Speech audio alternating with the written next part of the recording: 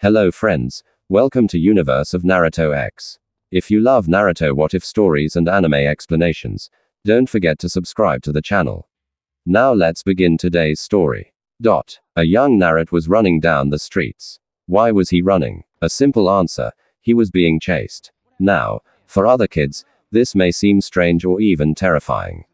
However, for young Naruto, this was a weekly occurrence. Well, it used to be a weekly occurrence here. Lately, it's been more of a daily occurrence. Na looked up in onto a nearby roof. He expected to see those masked ninja that were usually following him when this happened. However, much to his distress, there was no one there. He sighed and looked at the path he was currently running down. However, when he did, he saw a few more villagers cut off his path, forcing him to make a sharp turn down the nearest alleyway. Maybe I should just give up. I mean, they've been at this all day, and something tells me they aren't going to give up anytime soon. He then thought as he exited the alleyway and made a few sharp turns into another alleyway. When he did, he saw he was at a dead end. He then heard the footsteps of the villagers that were behind him and quickly looked around for anything he could use. He found only a single object in this alleyway, and that object had the privilege of being a trash can. The blonde sighed and looked at it. He thought about it for only a second before he once again heard the sound of clicking soles on the ground. When he heard this, he wasted no time in jumping into it. When he did, he grabbed the lid to the trash can and put it on top of it. He cringed as he smelled some of what was around him. He then felt all of his muscles freeze as he heard a voice speak. "Damn it, looks like the slippery bastard got away from us again." He heard a male voice say, "Well, let's hurry up and find him." He couldn't have gotten far. He heard another male voice say. When he did, he raised the lid slowly and quietly as to not alert them that he was there. He then made a small hole barely large enough for him to see out of and looked at the villagers. "Well, what are we waiting for? We only have 2 more days before the Hokage gets back from the summit." He heard another villager say looking at one of the others from before. They all then left the alleyway. However, when they did, Naruto waited a little bit before coming out of his hiding spot. When he did, he looked around and started to run for his house. Surely, he'd be safe there, right? As he made his way to his house, he started to notice that the streets started to get less and less crowded. However, he soon saw why, as he reached his apartment. When he saw the scene that lay before him, his eyes almost immediately widened. His apartment, the only place that he had to live, had large flames erupting from the windows. He also saw several other flames in different spots as well. "Hey, there he is." He heard someone yell. He had been so occupied trying to process what he was seeing, he hadn't realized that he was staring at his own apartment that did have several other people in front of it. People which hated and most likely wanted to hurt him. When he turned to locate the source of the voice, he saw that there were several people running towards him. He on instinct started to run. Lucky for him, there wasn't that many actually chasing him this time. As he was running, he unknowingly made his way to the park.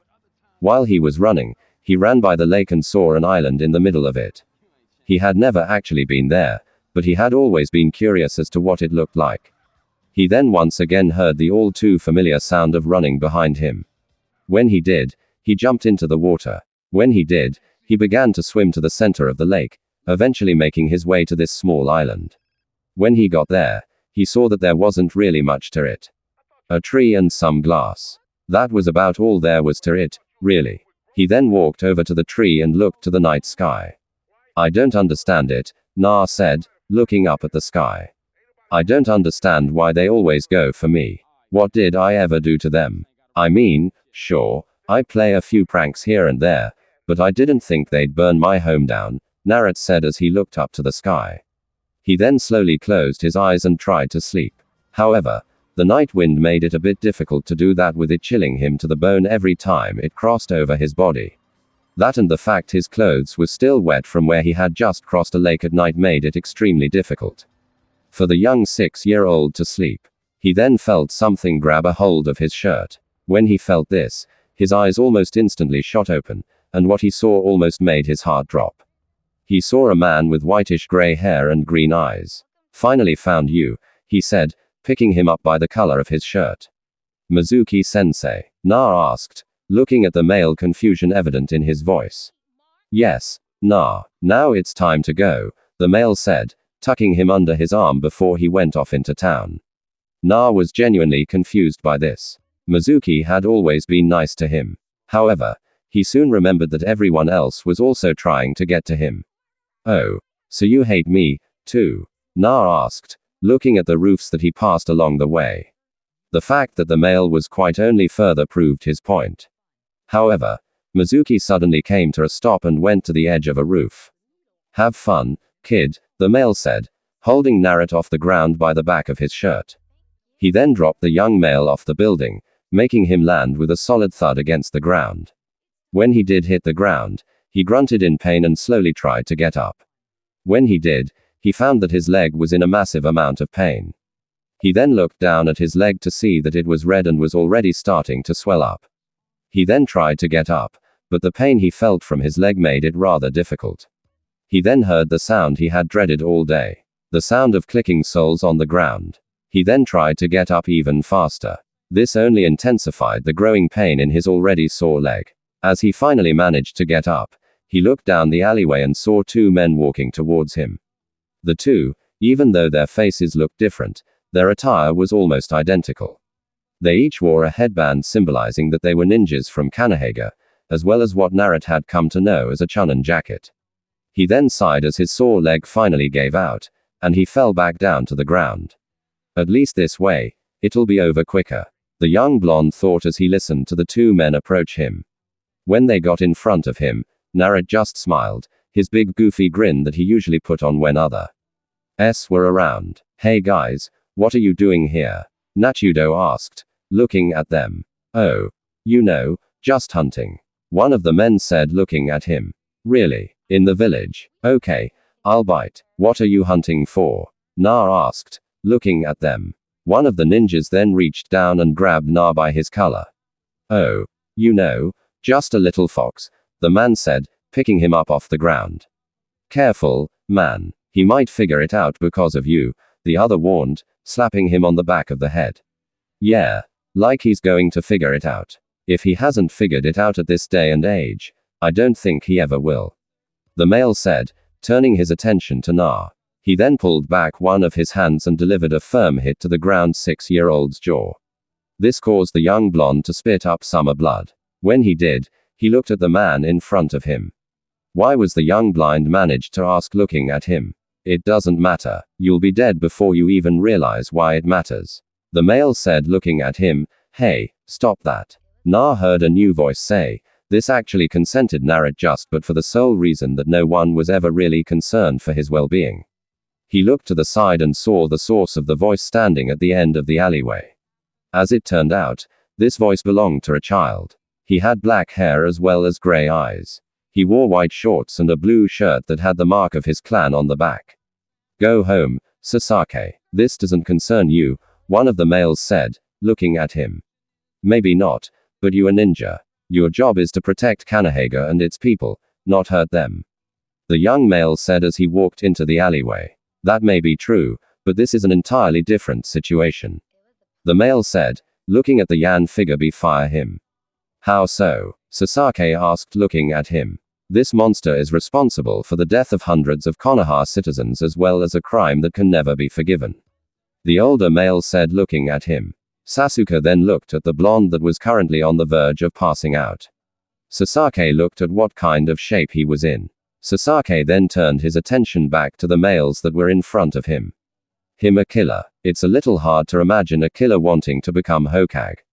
I also find it hard to believe that this so-called killer would be beaten by two chunin without putting up any fight.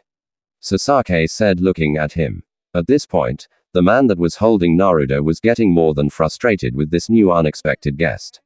The male that had been quiet thus far then put his hand on his friend's shoulder and looked at him.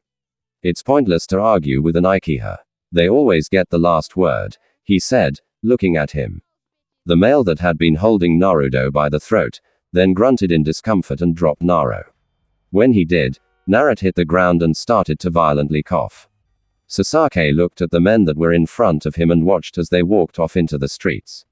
When he could no longer see them, he walked over to Na. When he got there, He saw that the blonde had already passed out. Sasaki looked around for anything, or rather anyone that could help him in this situation. He saw nothing and sighed, so he did what to him seemed right at the time.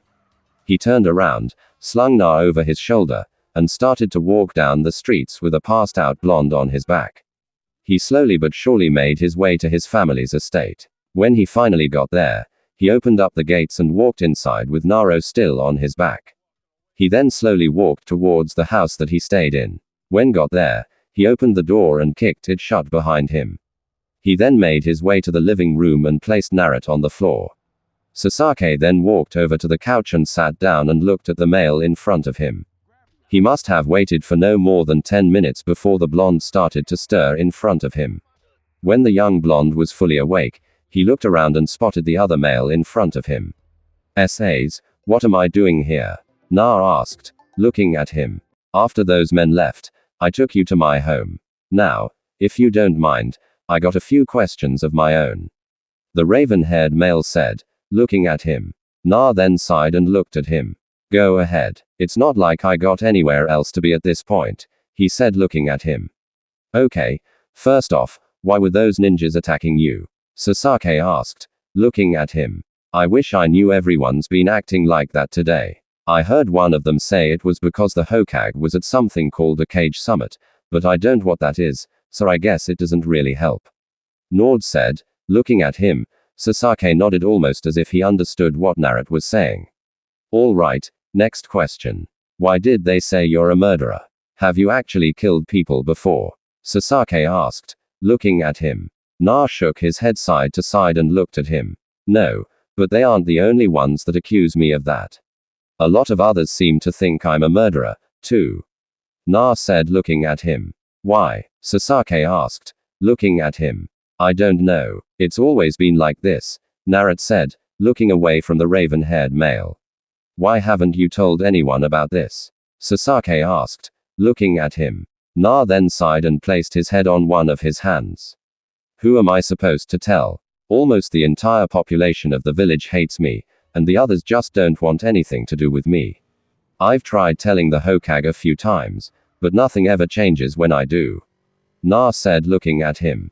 "I see," Sasuke said, looking at him. He then turned his head to the side and looked at a local clock that was hanging on the wall. "Well, you might want to start heading home. It's getting a little late," the male said, looking at him. "I can't do that either," Na said, a little sad. "Why not?" Sasaki asked, looking at him. "They burned my apartment down today," Naruto said, looking at him. Sasuke's eyes widened as he heard this and looked at him. "And you're certain it was them?" he asked, looking at the young blonde in front of him. "Yeah, I'm certain. When I went home, because I thought I'd be safe there, I found it on fire and a bunch of people standing in front of it," Na said, looking at him. Sasaki gritted his teeth and looked at Na. I mean, sure, Sasaki might not have liked Naruto. If anything, he hated him. But this was just getting ridiculous. The people of the village are singling him out. And even the ninjas are taking part of it now. There's no way he's going to survive if this keeps up. Sasaki then looked at Na and said the first thing that came to his mind. "Then why don't you leave?" he asked, looking at the young male. "What?" Na asked, a little confused. "Why don't you leave? I mean, if people are really treating you like this every day and things aren't getting any better for you, then why don't you just leave?" Sasaki said, looking at him.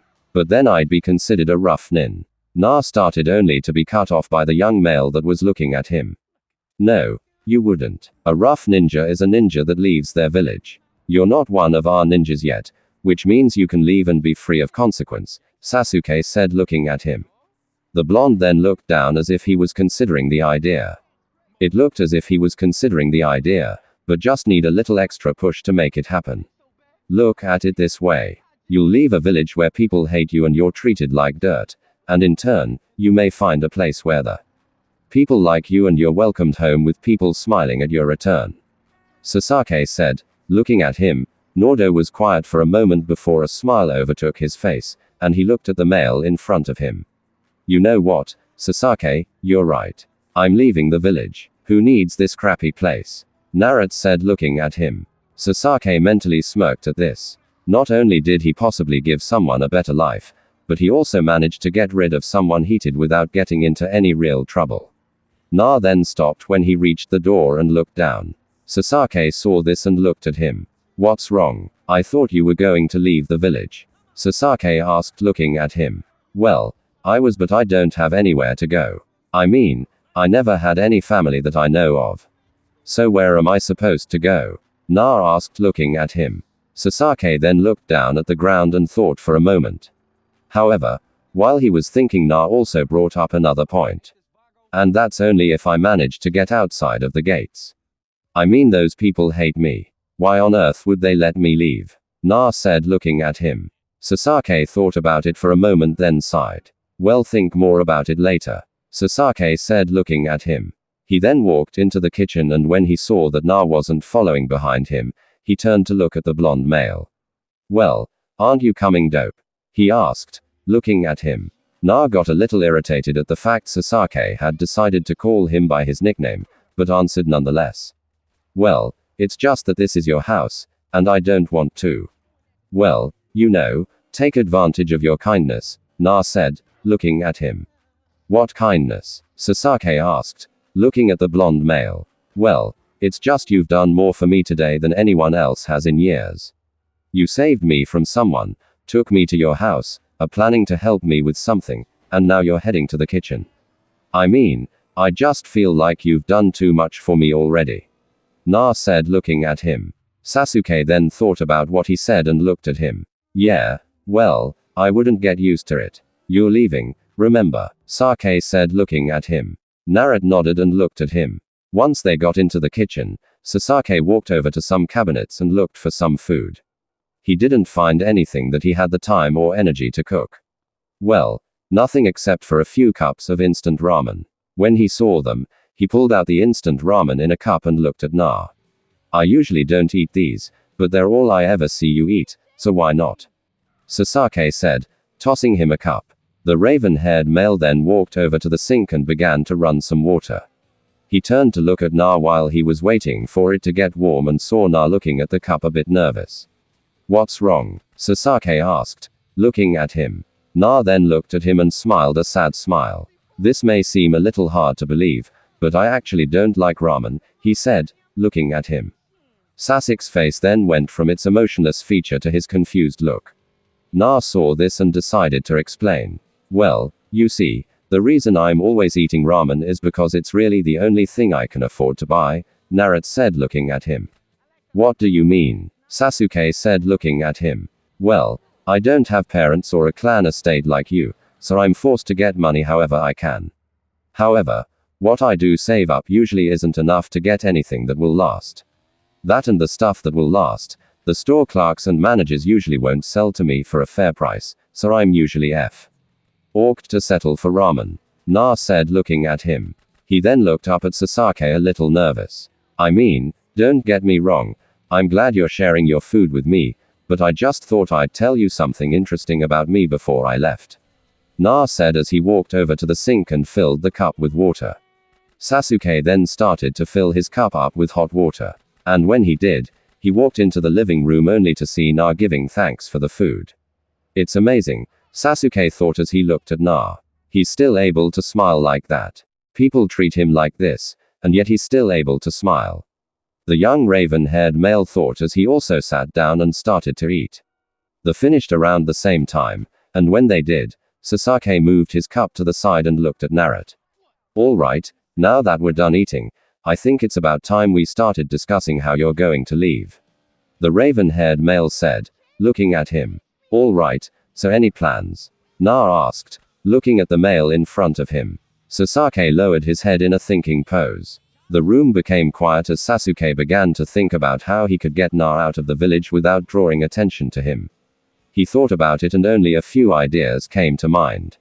Hey Na, how good are you at the clone jutsu? Sasaki asked, looking at him. It's pretty crappy, Na admitted, looking at him. Okay, well there goes my first idea. Sasaki thought, looking at him. Alright, well, do you have any way to get a hold of some explosive? Sasaki asked, looking at him. I could try stealing them, but since all the shop owners hate me, I find it hard to believe that I wouldn't get the blame for it almost immediately, Na said, looking at him. And there goes idea number 2. That only leaves the last idea, Sasaki thought as he looked at Na. All right, well, I do have a plan as to how we are going to pull it off.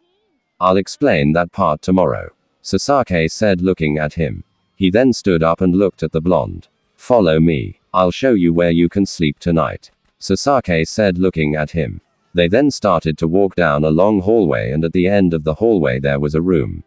Sasaki then opened up the door and led Na inside. When the blonde entered the room, he saw that there was a bed, a desk, and a closet.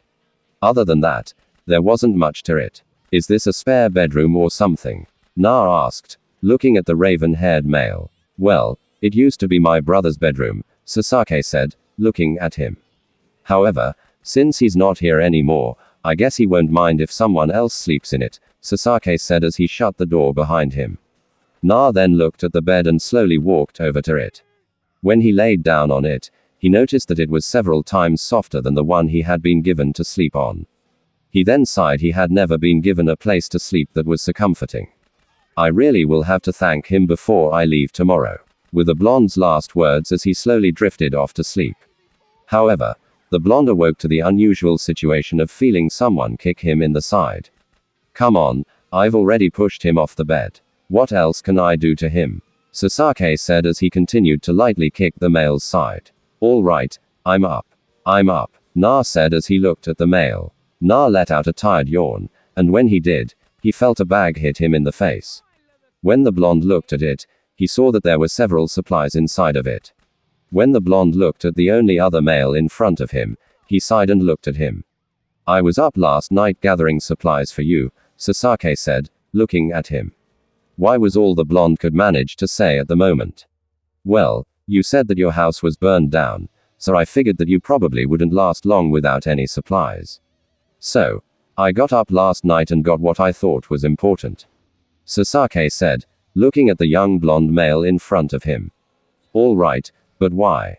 Na said, looking at him. Well, I could only think of one other plan, and with it, you're going to need a decent-sized head start, Sasaki said, looking at him. Sasaki then looked at him and turned around to head out of the room. Let's go. It'd be better if we did this now rather than later, Sasaki said as he left the room. Na nodded and followed behind him.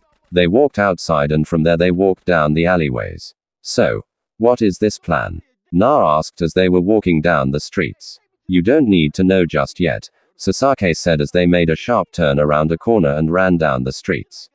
It was still early in the morning, so not many people were out yet, and those that weren't paying that much attention to what was going on around them. When the two young males got to where they could see the front gate, they stopped. Sasaki then turned around and looked at Naruto. He then pulled out a kunai and handed it to the blonde. Make sure you don't lose this, Sasaki said, looking at him. You're going to need it in case you get attacked or if you run out of supplies and need to do some hunting. The raven-haired male said, looking at him. All right, but what do we do now? Na asked, looking at him. Sasaki then looked down at the ground. This is going to be the hard part for both you and me. However, this will not only get them away from the gate, but it will also give you some form of insurance, Sasaki said, looking at him. What do you mean? Na asked, looking at him. I mean that after you do this, you won't be able to return to Kanahagaka again after you do this, Sasuke said, looking at him. All right, well, what is it? Na asked, looking at the male in front of him. You're going to have to stab me with that kunai I gave you, Sasaki said, looking at him. What? Na asked, not believing what he had just heard. However, the volume of what he had said came out much louder than he had wanted it to, which in turn got Sasaki to deliver a firm blow to the back of his head. Be quiet, you idiot. Do you want to attract attention? Just picture the situation you're in right now, Sasaki said, looking at him. Na then nodded and looked at him.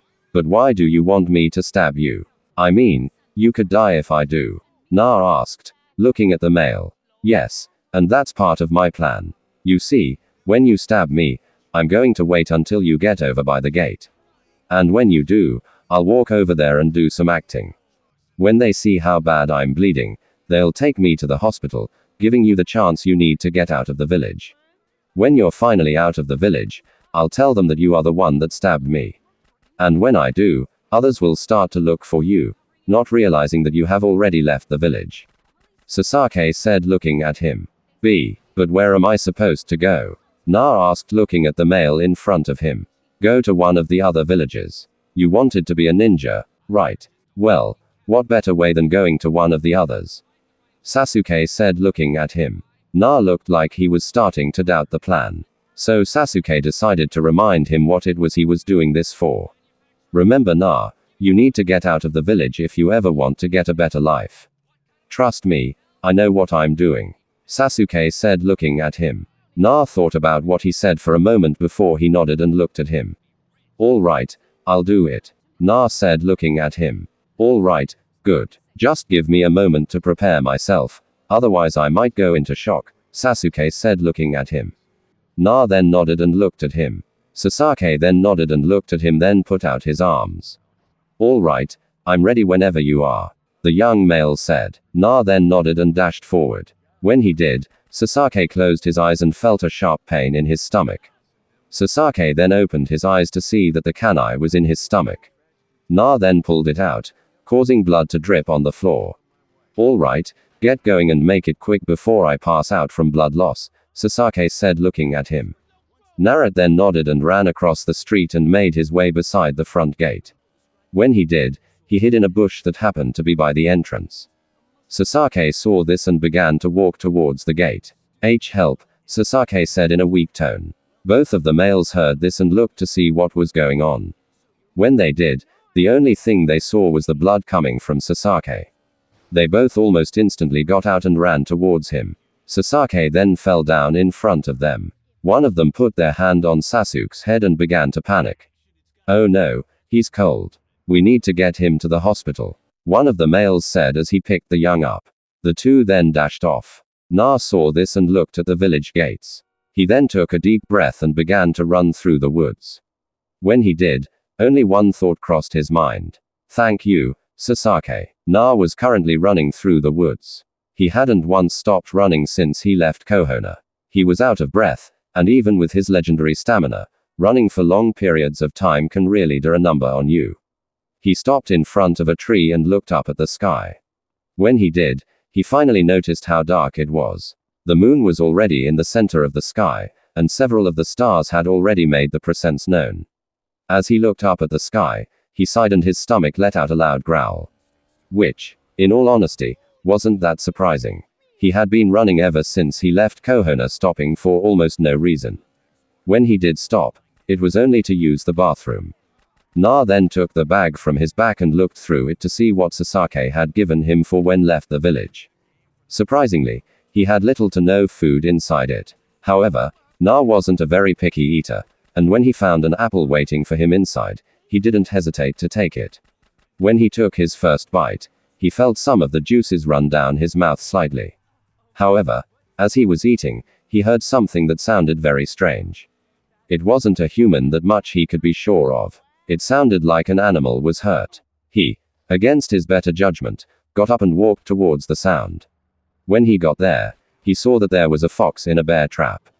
Na was a little wary of it at first, seeing as how it was growling at him and showing its teeth.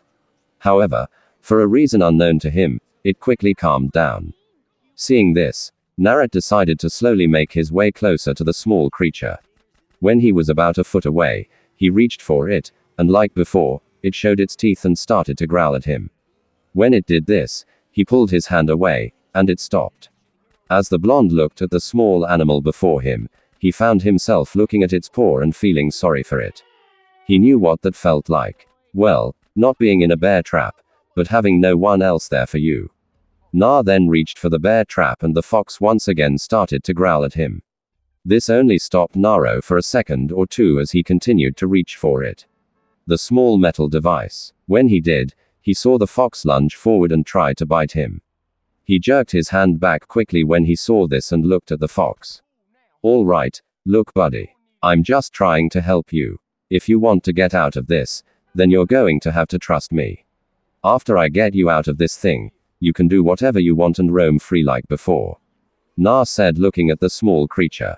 This, however, didn't stop the fox from growling at him. When Na reached for the small device for the second time, he saw that the fox was watching him carefully. When he got close to the metal trap, like before, the fox lunged at him. The only difference between this time and last time being that fox actually did bite him. Na squeezed his eyes shut in pain. However, he then relaxed very quickly. Ha, your bite didn't hurt as much as I thought it would, Na said, looking at the small animal that was currently biting one of his hands. He didn't know why the bite didn't hurt, but to him, it really didn't matter. As he once again reached for the small metal device, the fox, eventually got tired and released the blonde from his jaws. Na then placed a hand on each part of the device and started to pry to two pieces of metal apart.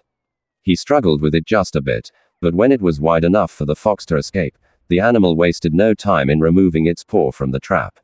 When it did, Naruto let go of the trap, forcing the tar piece to snap together once again. When Naruto looked at the fox, it stared at him for a moment before it ran away into the woods. Na then sighed as he once again looked at the apple he had been eating. It had gotten dirt all over it, and the parts that he had eaten had already started to have grown brown spots on it. When he saw this, he sighed and turned the apple around and started to eat it once again. As long as he avoided the dirty spots, it shouldn't do any harm, right? Na then felt a yan come to the surface. When it did, he sighed and placed his book bag on top of himself to keep himself warm. As he slept, he felt his body shake slightly, but it eventually stopped when he fell deep into slum. In Konoha, Hizen had just arrived at the village. However, he was a little surprised to see what he did. He saw several lanterns up as well as several people drinking sake as well eating foods that were usually expensive. As he walked by in all the confusion, he looked at the man to his right. I want you to tell me what's going on when I get to the Hoage's office, he said in a very confused manner. The Anbu nodded through his mask and jumped into the air. His only saw him clear a few buildings before he vanished out of sight. His worries only grew as he saw a large sign in front of the gates that lead to the Hokage mansion that read, "We finally did it." As he slowly walked up the stairs, he saw the man who was running the bottom counter look away. In fact, to Hazen, his facial expression looked to hold a mix of both nervousness and fear. As he walked up the steps, he had a theory about what had happened, and to put it simply, he didn't like. As he opened the door to the Hokage office, he saw the man that he had sent to gather info no more than 5 minutes ago standing there not by himself. Though he also had two other people who were also wearing Anbu masks standing behind him looking what he would describe as nervous. He didn't need to see their faces to know that's what they were. He has been a ninja for more than 4 decades. He had more than learned to pick up if someone was nervous just from their body language.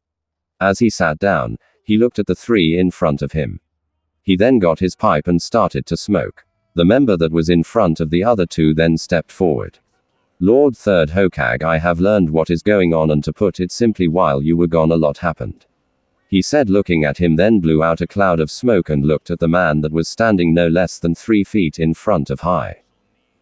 All right. Well, please start from the begging if you don't mind. Hai said, sticking his pipe back in his mouth. All right, so you remember these two, right? The two that were assigned to protect Naruto while you were gone? The man asked, looking at him. Hai then looked at him and nodded. Right, well, apparently these two did nothing to protect or even watch over Naruto for that matter. This of course led to several other events taking place. What events took place? Hai asked, his teeth begging to dig into the metal tip of his pipe. Well, Na was changed around by civilians and people alike. While we were also gone, stores refused to serve Naruto and his house was burned down. They are currently starting construction there as we speak. They apparently no longer have a problem repairing that building now that, and I quote, the demon freak isn't living there. We have also located another source of information from one Sasaki Uchiha. He said, looking at him, is he willing to speak? Hai asked, looking at him a little worried. It was a well-known fact that Sasaki and Naruto never really got along. So, he could only imagine that if what he had to say was true, then he wouldn't share that information willingly. Yes, he has said he will answer any questions you have for him. However, he will also be asking his own question, and just like he is doing with you, He expects an honest answer. The male in front of him said, then leaned back and thought about it for a moment. When he was done, he looked at the male in front of him. Tell Sasaki I agree to his terms. I would also like to speak to him as soon as possible. Hirozen said, looking at him. The man then left, leaving him and the two other Andu alone. Now you two refused to protect Na. The elderly man said, looking at them. I made it very clear that this was going to be an S-class mission when I assigned it to you. He said, standing up. Tell me, you two, do you know what the penalty for breaking an S-class mission is? Hai asked, looking at them. They both lowered their heads. Although because Hirozen wasn't looking, he continued. I assume that your silence means that you do know. The penalty is death. Hai said, looking at them. I want each of you to report to Anko and tell her of your betrayal. Hai said, looking at them.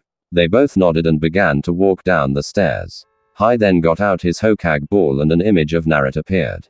When he saw that he was fine with a bag on his stomach, he sighed, a breath of relief. However, he then saw a fox approach him. Hai got a little concerned at this because it's a well-known fact that foxes are scavengers. Hai then watched as the fox smelled Naruto's hand. It wasn't until now that he realized that Naruto's right hand was covered in blood. The fox then pulled away from his hand and got on top of the backpack Naruto was holding to his chest. When it was on top of it, the small creature let out a tired yawn and curled up into a little ball, then started to sleep. The elderly man then heard a knock on the door and put his ball away. Come in, he said as he looked at the door. He then saw the man from before walk inside with Sasaki, who for an unknown reason had bandages around his abdomen. You wanted to speak with me, Lord Third Hokage, Sasaki said, bowing at the elderly man in front of him. Yes, indeed. So, Sasaki, please take a seat, he said, gesturing to one of the seats that were on the side of the room. Sasaki nodded and walked over to one of the seats and looked at him. So, how do you want to do this? The elderly man asked, looking at the young male. How about you ask all the questions you want, then when you're done, I'll ask what I want. Sasaki proposed, looking at the elderly man. Sounds fair enough, the elderly man stated as he looked at the raven-haired boy in front of him. All right, first question. What happened to Na? Hai asked, looking at him. He left the village, Sasuke stated very calmly. Why would he do that? Hai asked, looking at the young male, confusion written on his face. He was tired of the way people treated him around here. Sasaki said, looking at the ground. In all honesty, I don't blame him. If they had treated me the way they treated him, I would have left a long time ago. Sasaki thought to himself in slight rage. I see. How do you know this? Hai asked, looking at him. I helped him get out of the village, Sasaki said, looking at him. I see, Hisan stated as he then fell quiet for a moment. He's too young to know about the law I passed 6 years ago. I could punish him for having a civilian leave with possible secrets. Then again, what good would having a battle with the civilian council do me? They'd probably just find some way to blame it on Naruto. Hai thought as he looked at the boy. How do you get that wound? Hirozen asked, looking at Sasaki. Could I maybe answer this one in private? Sasaki asked, looking at him. Why, of course. Hai said, snapping his fingers, which signaled the Ambu to leave the room. After the young raven-haired male looked around the room to make sure that it was only them inside the office. He sighed and looked at the elder man in front of him. I got this wound from Na. It was part of the plan we used to help get him out of the village. In hindsight, it worked, but probably wasn't the best plan. Sasaki said, looking at the Hokage. Hai then looked up at the ceiling and sighed. The more he thought about it, the more his head hurt. All right, final questions, the white-haired male said, looking at the younger male in front of him. Why did you help Na leave the village? And what do you think about him leaving? Hai asked, looking at him. In all honesty, I think it's probably for the best. I mean, I never knew how badly they treated him until I caught a glimpse of it firsthand. It wasn't a pretty sight. As for why I helped him leave, it's a very simple answer. No one should be forced to stay in a village where they're hated and people treat them like trash. In all honesty, I'm surprised he didn't leave sooner. Sasaki said, looking at him. Sasaki, would you be willing to identify the man you saw with Naruto that night? Hai asked, looking at him. Yes, I would. Although it was 2 men, Not one, Sasaki said, looking at him. I see. Hirozen then once again snapped his fingers and an ambu appeared before him. What is it, Lord Hokage? He asked with a bow. I want all ninja that were out of their homes past. Sasaki, what time would you say you saw Na? The elderly man asked, looking at the young male in front of him. Sasaki then shrugged and looked at him. Around 9 if I had to take a guess. Hai then nodded and looked at the ambu and the masked figure nodded. Within seconds of receiving his new orders, he bowed and disappeared out of the room. The elderly man then looked at the young male who was still in front of him. Well, ask away, Hirozen said, looking at him. Sasaki then nodded and looked at him. I'm going to ask one question, Sasaki said looking at him. The elderly man nodded and looked at him, waiting for his oncoming question. There were so many possibilities and Hirozen was prepared for any of them. Sasaki then took a deep breath and looked at the elderly man. What are you not telling me about Naruto? He asked looking at him. Hai then smiled at his luck and said, are a lot of things about Naruto that you in this village for that matter don't know. Hai said looking at the young male. The raven-haired male was clearly not satisfied with his answer, but he didn't want to be the last Uchiha that doesn't know how to keep his road. So, he sighed and left the building. He grabbed his pipe and was about to place it into his mouth. However, he ended up snapping it before it could reach its destination. The nerve of this village and its ninja, I mean, most if not all civilians know about my law and the punishment behind it. The fact the ninja are now breaking an ambu rank ninja, no less. This just goes to show how far this village has really fallen. Hisoen thought as he unknowingly to him released a massive amount of ki. It was a good thing that no one else was in the room with him. Otherwise, they might just have personally learned why he had earned the title of Shinobi no Kami. He looked up at the statue of the fourth Hogue inside. Manado, I have failed you. Please forgive me, he unconsciously said aloud. As he did, he then sat back down in his chair and sighed. When he did, he picked the Hokage ball back up and placed it in front of him. He then watched Naruto's sleeping from as the young child began to stir in his sleep.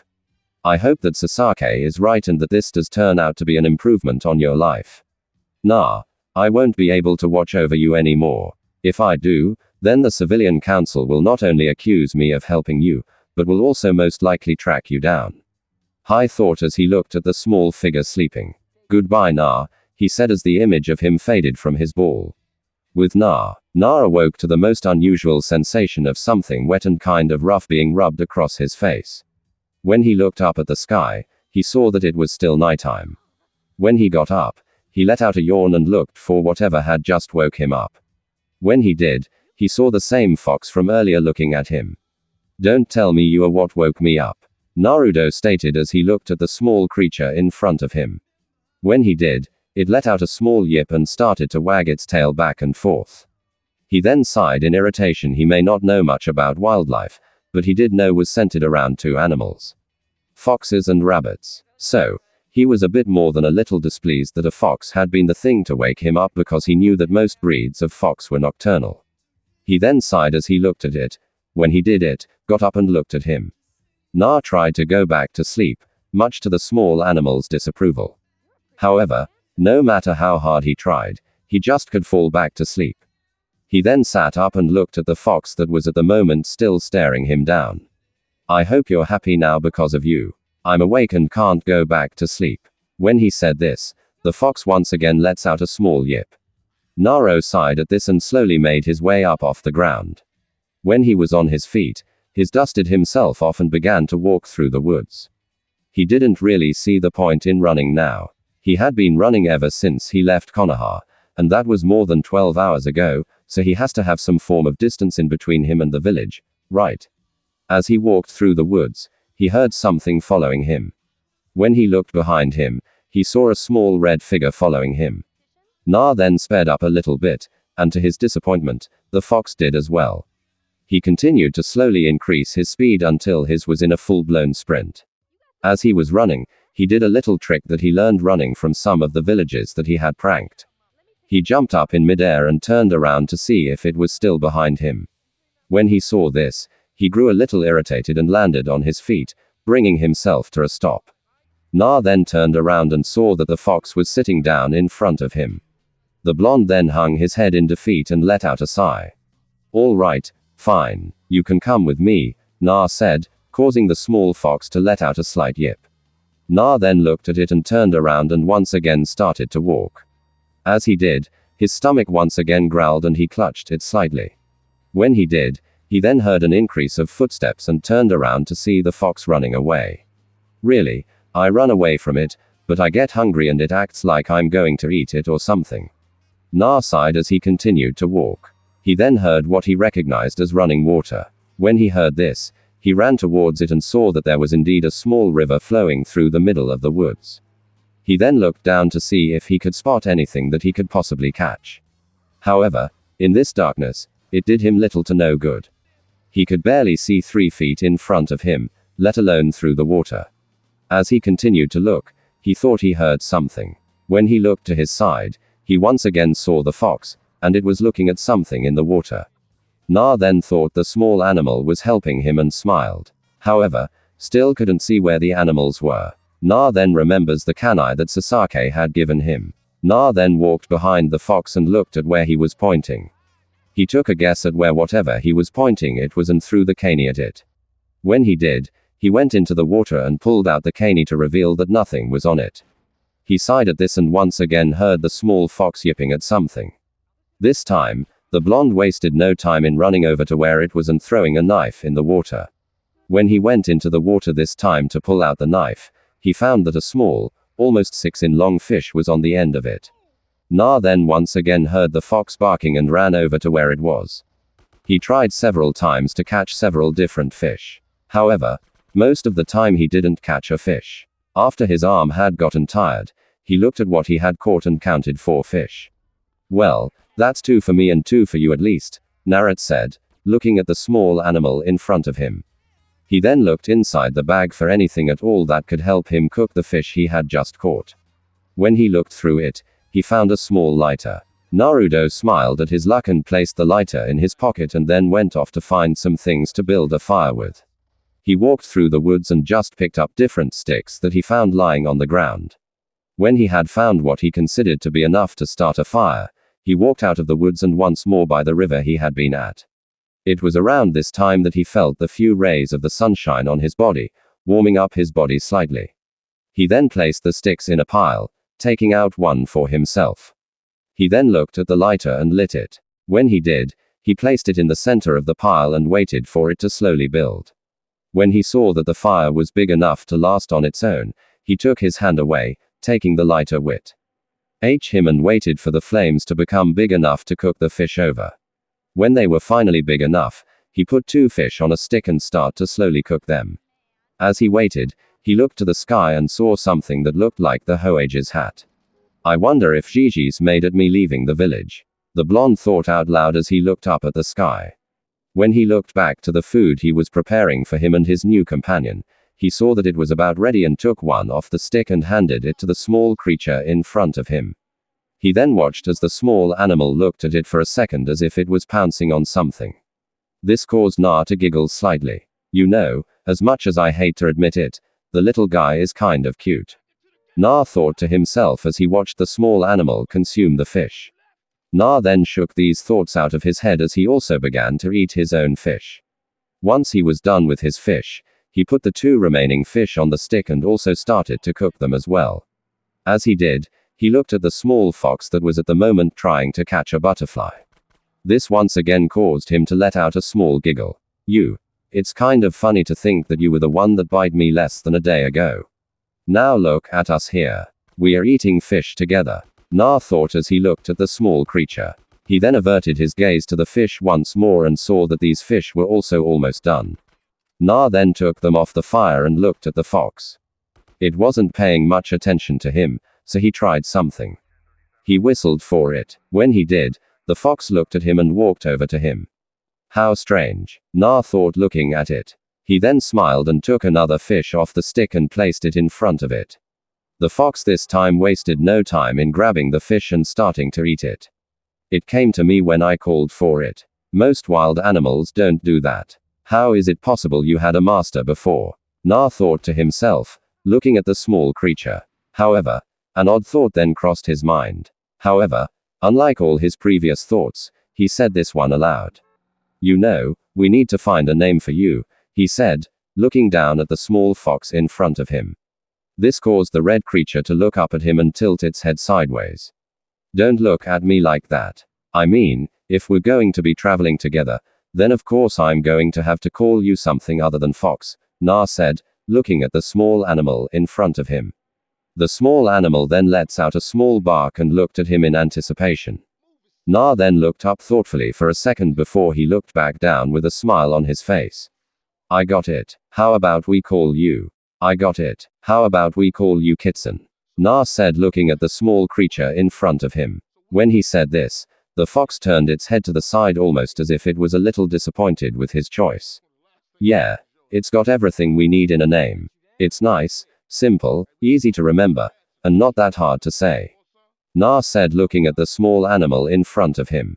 The fox then lets out what his version of a sigh must have been. It then looked up at him and let out a slight yip. The fox that was now known as Kitsun watched as Naruto got up off the ground, dusted himself off, and looked at him.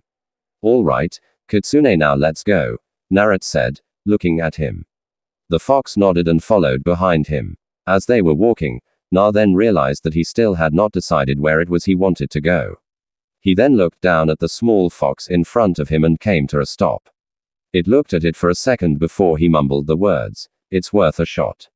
When he said this, he got down to eye level with the animal and looked at it. I know this is kind of a long shot, but do you know where any of the other ninja villages are? He asked, looking at it. When he did, Kitsun let out a slight yip, then began to walk off into the forest, completely changing directions from where he and Naruto were going. Na smiled and walked behind it. However, as he did, he heard a slight crashing sound in the distance. He decided it wasn't important and just shrugged it off. However, as he followed the fox, he got a strange feeling. It was the type PF feeling that you get when you feel like someone's watching, but then you turn around and no one was there. Naruto felt a slight chill run up his spine as he continued to follow the fox. The blonde also noticed that a fog was starting to form. However, it suddenly became very thick, so thick in fact that Naruto could no longer see a foot in front of him. When he did, he felt something cold and hard pressed up against his throat. When he felt this, he suddenly stopped and heard a voice follow behind it. You know, that's a pretty good genjutsu you have on yourself. I for a second almost thought that you were a real child walking through the woods. He heard a male voice say, what, I am a kid? Na said, a little confused. The blonde then tried to turn around, but when he did, he felt the same blade move closer to his throat and press into it slightly. This stopped the young blonde in his tracks, and he continued to look into the thick fog. I'm telling you, mister, I have no idea what you're talking about, Naruto said as his body began to shake with fear. Oh, really? Then how do you explain the fox? It was leading you directly to our village. You expect us to believe that you were following a fox that was heading towards our village with you having no reason to follow it? The man asked, drawing the blade closer to his neck, causing some blood to trickle down Naruto's neck. There's a village around here. Really? Ah, man, that's great. Hey, can I join your village? Na asked with a smile on his face. This actually stopped the man dead in his tracks. Join the village where the first person you met threatened you. Is this kid even sane? The man thought to himself before he looked down at the boy and saw that he had performed the release technique a while ago and nothing seemed to be different. He then took his kunai away from the blonde's neck and sighed it. I better not get a lecture from Shibuki about this, the older male mumbled as he looked at the male in front of him. All right, well, if you really want to join, then follow me, the male said, looking at Naruto. This caused Na to smile and follow behind him. Na then nodded and noticed that Kitsun wasn't with him. Actually, could you give me a minute? Na asked, looking at him. What? Why did you lose something? The man asked, looking at him. Well, sort of. You were right about the fox. It's smart for some odd reason. However, the few days I guess you could say we've sort of bounded. So, I just wanted to find Kitsun before we went to the village was all. Na said, looking at the male in front of him. When the male heard this, he was slightly surprised, but sighed.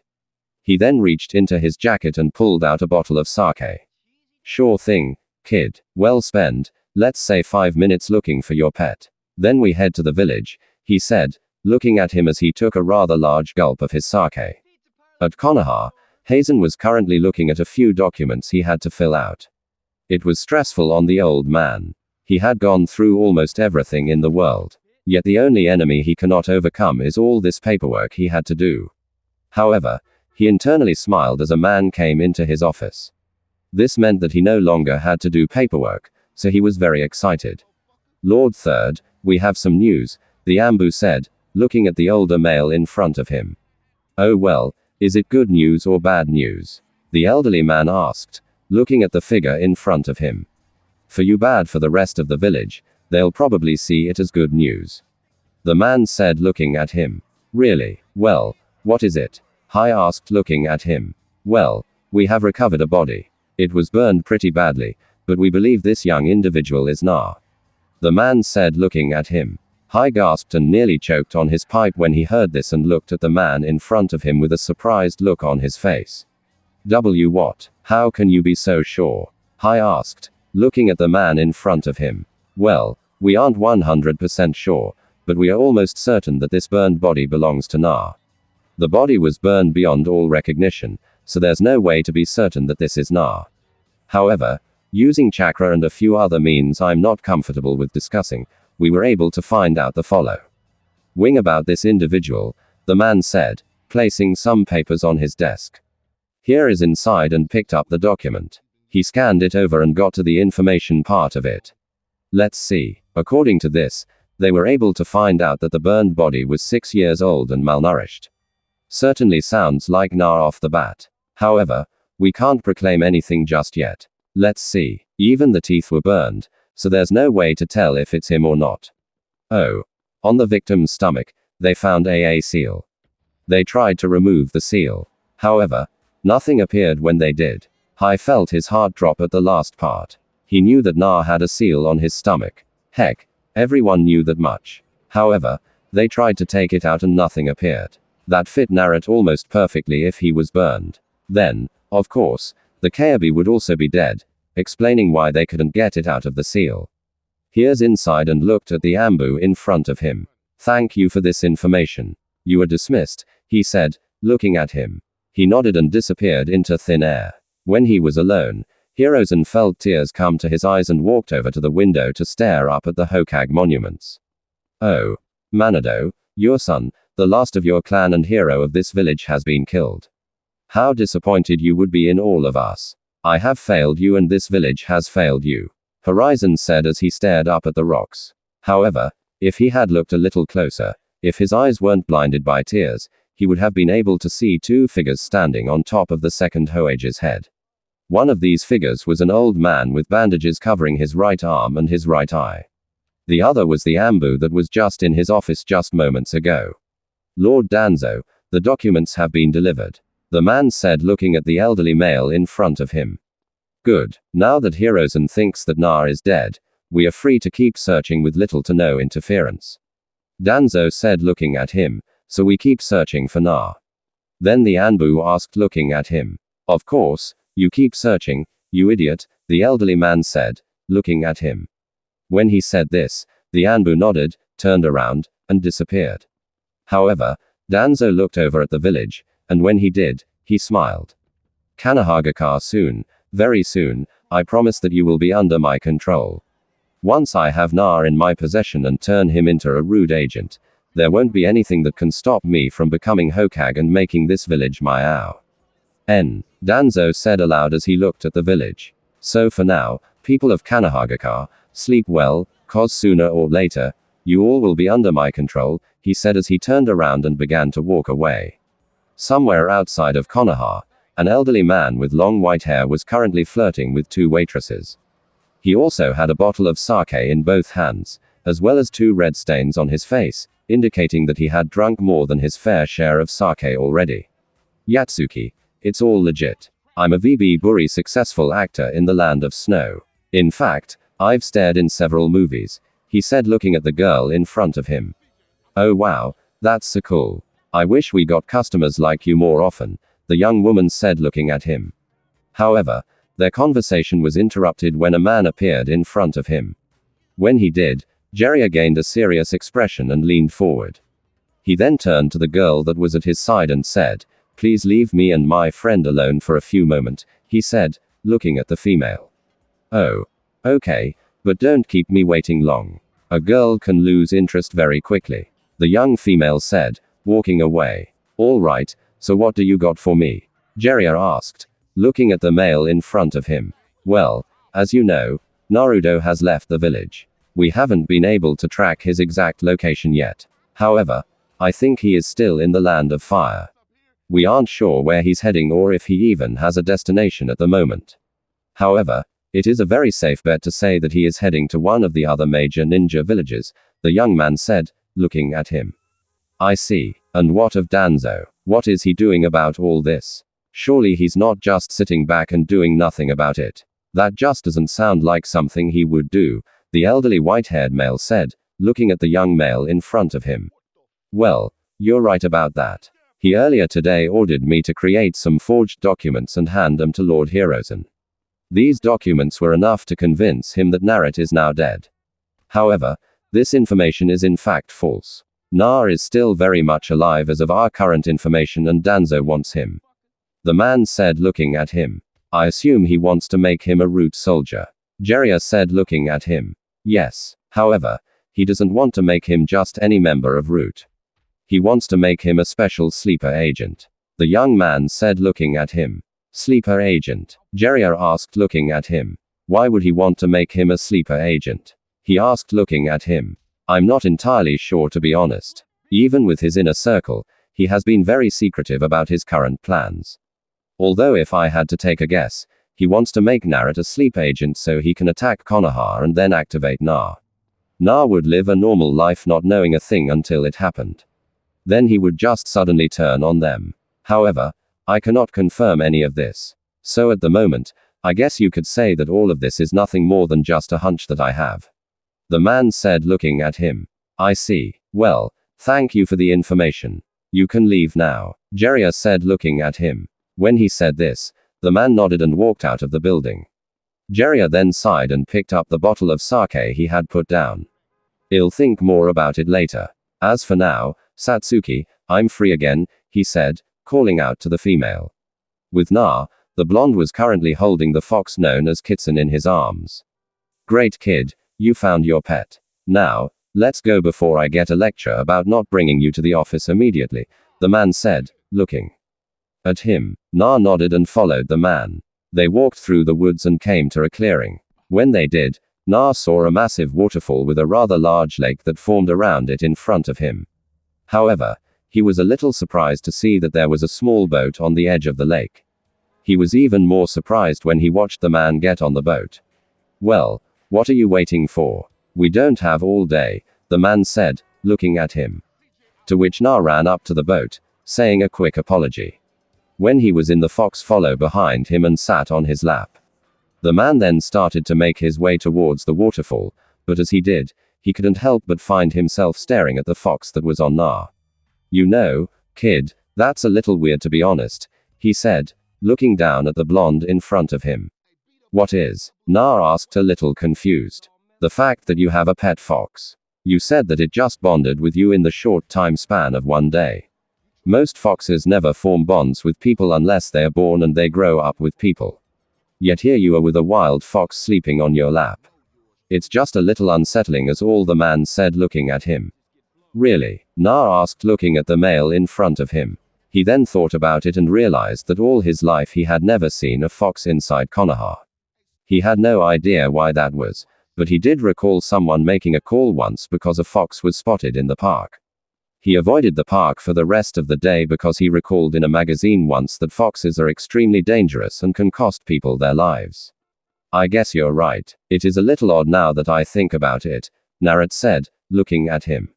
The taller figure said nothing as he walked in front of the boat and used a stick to bring the boat to a stop just before it met the waterfall. He then put his hands out in front of him and flashed through a series of hand signs. When he did, Naruto saw a blue symbol appear on his hand, as well as something that made his eyes grow in amazement. The waterfall began to part. The water was literally splitting open right down the middle, revealing a huge village behind it. How did you do that? Na asked, looking at him. You'll understand in a few weeks, kid. I'm sure you'll find out one way or another, the man said as he took the paddle and pushed the boat through the waterfall. When he made it through, he once again used the paddles to stop the boat and stood where the waterfall used to be. He then, like before, flashed through a series of hand signs, and a symbol on his hand appeared, and the waterfall began to close. After it did, the man from before once again grabbed the paddle and once again began to go towards the village. As they were heading, Na realized something, so he turned to the man in front of him. What village is this exactly? Na asked, looking at him. Isn't it obvious, kid? The elderly man asked, looking at the small blonde in front of him. Na then scratched the back of his head sheepishly and looked at him. Not really, he said, looking up at the taller man. When the elderly man heard this, he sighed and looked at the small child in front of him. Well, we are in Takaga, the taller figure said, looking at him. Really? But Takaga, that's in the land of water, Na said looking at him. Well, yeah, where else would it be? What's the matter, kid? You look like you've seen a ghost. The man said, looking down at him. I'm in the land of water. I'm in the land of water. I somehow got to the land of fire to the land of water in one day. How did this happen? Na thought as he looked down at the fox in front of him. However, he was brought out of his thoughts as he felt the boat come to a stop. He then looked and saw the man in front of him already off the boat. Come on, I need to take you to see Shibuki. He's the one that will decide whether or not you get to stay. The man said, looking at him. Na then nodded and started to follow behind the male in front of him. As they were walking down the streets, Na saw a bunch of people. However, he noticed something that made him rather happy. None of these people were glaring at him. They were smiling at him. Their eyes weren't filled with hate. No one was whispering behind his back. They just looked happy to see him. However, as they were walking down the street, a female landed in front of him.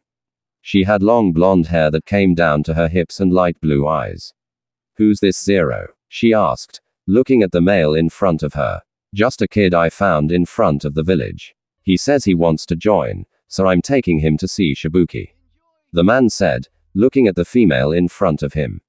She then sighed and looked at him. No, you're going back to the front gates to patrol the village. I'm taking him to see Shibuki, the girl said, looking at him.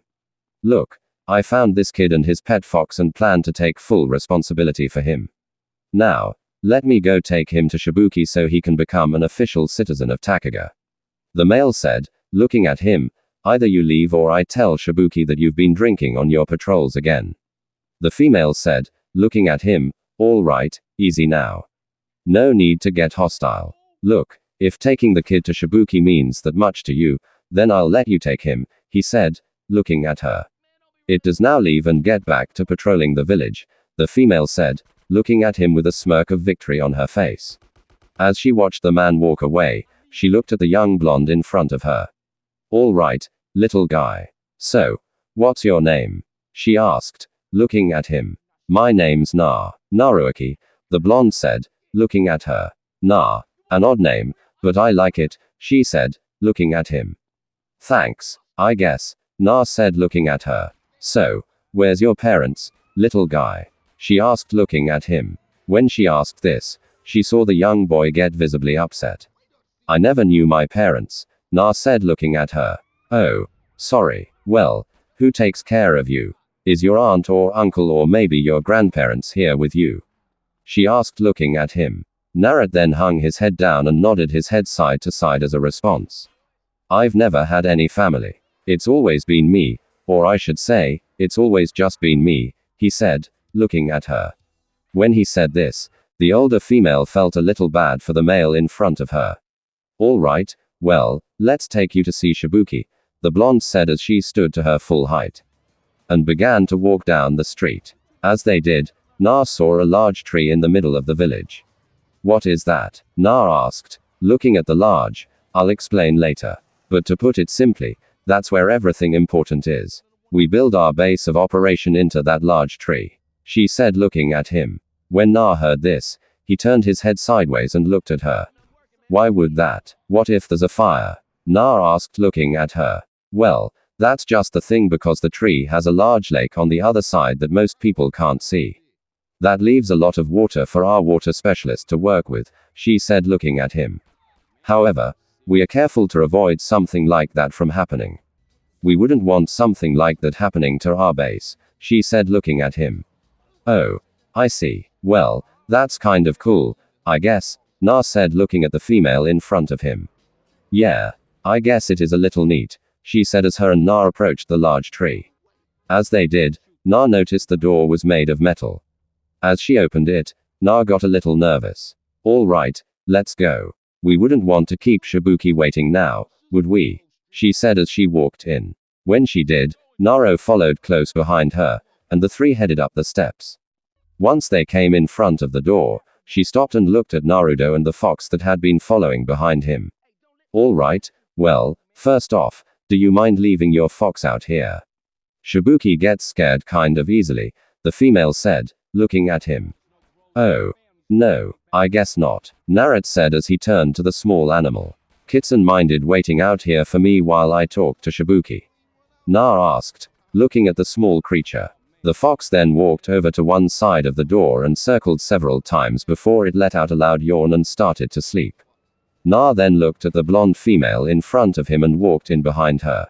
When he did, he saw a teen with black hair sitting behind the desk. Shibuki, we have someone here who wants to become a citizen of the village. The female said, looking at him. Oh, I see. Well, can you leave us for just a moment? Shibuki asked, looking at the female in front of him. When he asked this, the female nodded and left the room. So, my young friend, why do you want to join my village? He asked, looking at him. Well, where I used to live, no one like me. So, I left. I left because I want to be somewhere where people are happy to see me. I want to be somewhere where there isn't always a struggle for me to buy something to eat. I want to be somewhere where I actually feel wanted. I left with nowhere in mind and I just came across here by accident. Na said, looking at the teen figure in front of him. Shibuki nodded at this. All right, I can see that. Well, my new friend, just tell me your name and who else is here with you and you can become an official member. Shibuki said, looking at him. My name is Naruto Uzumaki, but I didn't come here with anyone. Well, no one expect my pet Kitsun. Naruto said, looking at the male figure in front of him. When Shibuki heard this, he looked at Na a little curious, but shrugged it off all the same. All right, well, Na seems like we're all set. So, just go around town and I'll leave you to your own devices, Shibuki said, looking at him. When the young blonde heard this, he smiled and turned around, walking out of the room. When he did, he was greeted with the fox looking at him. Looks like we got a new home, Kitsun, Na said, looking at the fox. The fox yipped happily and started to walk down the stairs. Yeah, good idea, Kitsun.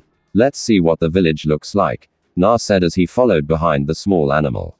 When he exited the building, he smiled and began to walk around with Kitsun close behind him. He wasn't really looking for anything in particular. However, as he was walking, he found himself slowly making his way to the park. When he got there, he smiled. It had a lake in it, just like the park in Konoha did. But the only difference was that people weren't trying to drown him in this one.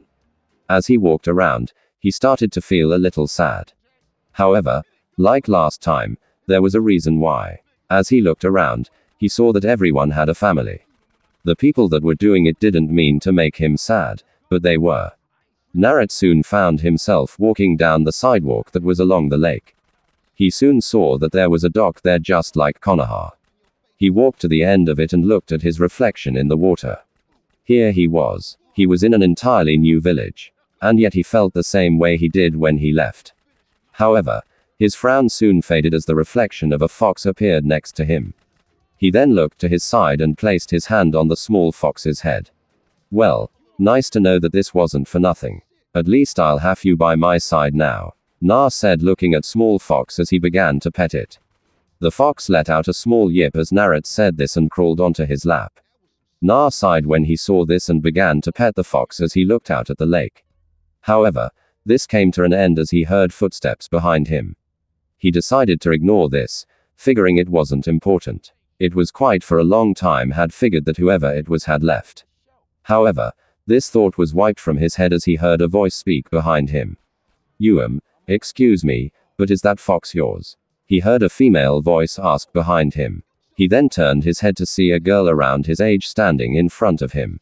She had mint green hair and orange eyes that absolutely captivated Na. It was probably because orange was his favorite color. His name is Kitsun, Na said looking at her. Does he bite? The female asked, coming closer to him. Well, he did bite me once, but he hasn't done it since, Na said, looking down at the fox. Oh, can I pet him? She asked, looking at him. I don't see why not, Na said, letting the girl he had just met come rather close to him. She then slowly reached down and placed her hand on the small creature's head. When she did, she smiled and began to slowly pet it. When she did, the smile from before spreading across her face. She then stopped when the fox let out a yawn and looked at the boy in front of her. My name's Fu, she said, holding out her hand. Mine's Na, the blonde said, taking the girl's hand. Mine's Na, the blonde said, reaching out his hand. The girl looked at it for a second before she smiled and took it. When she did, Na got up with a smile on his face. Want to hang out? He asked, looking at her. When he asked this, the girl seemed a little shocked, but nodded nonetheless. All right, cool. What do you want to do first? Na asked, looking at the female in front of him. She was quiet for a moment before she looked at him and smiled. Let's just walk around town, and then if we find something fun to do, how about we do that? The green-haired female that Na now knew as Fu suggested, looking at him. Yeah, sounds great, Na said looking at her. The girl in front of him nodded when he said this, and the two walked off the docks with the fox following closely behind the two of them. As the two walked down the streets, Naruto smiled as he followed alongside Fu. However, as he did, he noticed something rather odd. It was just an overall strange feeling he was getting. It was familiar, and for whatever reason, he didn't like it. As the two walked down the street, the blonde noticed that Fu had been quite so far, which meant that she too also felt whatever his feeling was. Na, being the curious young child he was, looked around and saw that everyone was staring at him like they used to. Their eyes were all filled with hate and disgust like before. He stayed silent for a couple more minutes and just listened, and he heard what he had heard all his life. They were all whispering behind his back. He then paid extra close attention to what they were saying. However, when he did, he noticed some key differences in what they were saying. Some differences that made it very clear that they weren't talking about him. There she goes again. He heard a female voice say, yeah, what a freak. It's no wonder her parents left her when she was a baby. He heard another female respond. That stupid, has no place hanging out with that young man and corrupting his innocence. He heard a man say. It then became quite clear to him that they weren't talking about him. They were talking about the female that he was with. They were talking about Fu. He then looked around once again to look at the people that he was passing. He then noticed that their stares weren't directed at him. In fact, they seemed to almost completely ignore him and go straight to Fu. Na then looked at Fu as they stopped in front of a house. It looked a lot like the apartment that the Hokage had given him back in Konoha. This is my home, Fu said, looking at the blonde in front of her. A moment of silence fell behind them before Fu finally spoke up again. I know it's not much to look at, but it's a place to call my home, Fu said looking at him. I think it looks nice, Na said looking at her. When he said this, it brought a smile to the young female's face. Would you like to come inside? Fu asked looking at him. When she asked this, Naruto smiled and nodded. Yeah, that sounds nice, Na said as he looked at her. Fu then walked forward and unlocked the door. She then went in with Naruto following close behind her. Na then turned around to look for Kitsun, but when he did, he found that no one was there. He looked around for a second before he heard Fu's voice call out to him. Na, are you okay? Fu asked, looking at him. Na shrugged off the thought, nod, being able to find Kitsun, and turned around to look at Fu, shutting the door behind him. However, if he had spent just a bit more time looking, he would have found that the fox he had come to know as Kitsun was just on the side of the house. It sat down and looked at its now fully healed paw before it let out a sigh. You're one interesting kid. Not many people would help a wild animal. I guess my apology is good enough, and from what I can tell, it's been accepted. I took you to the land of water and gave you a new life and stayed with you until you found a new friend. I consider that good enough of an apology for biting you.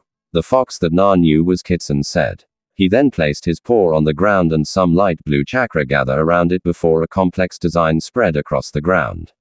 Na. Ha. Well, you're kind-hearted, strong, and most importantly, you seem to care for your friends.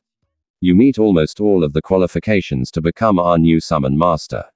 The only one you're missing is being an actual ninja. However, time can also change. People. Let's see if you're still the same as you are right now in a few years or so.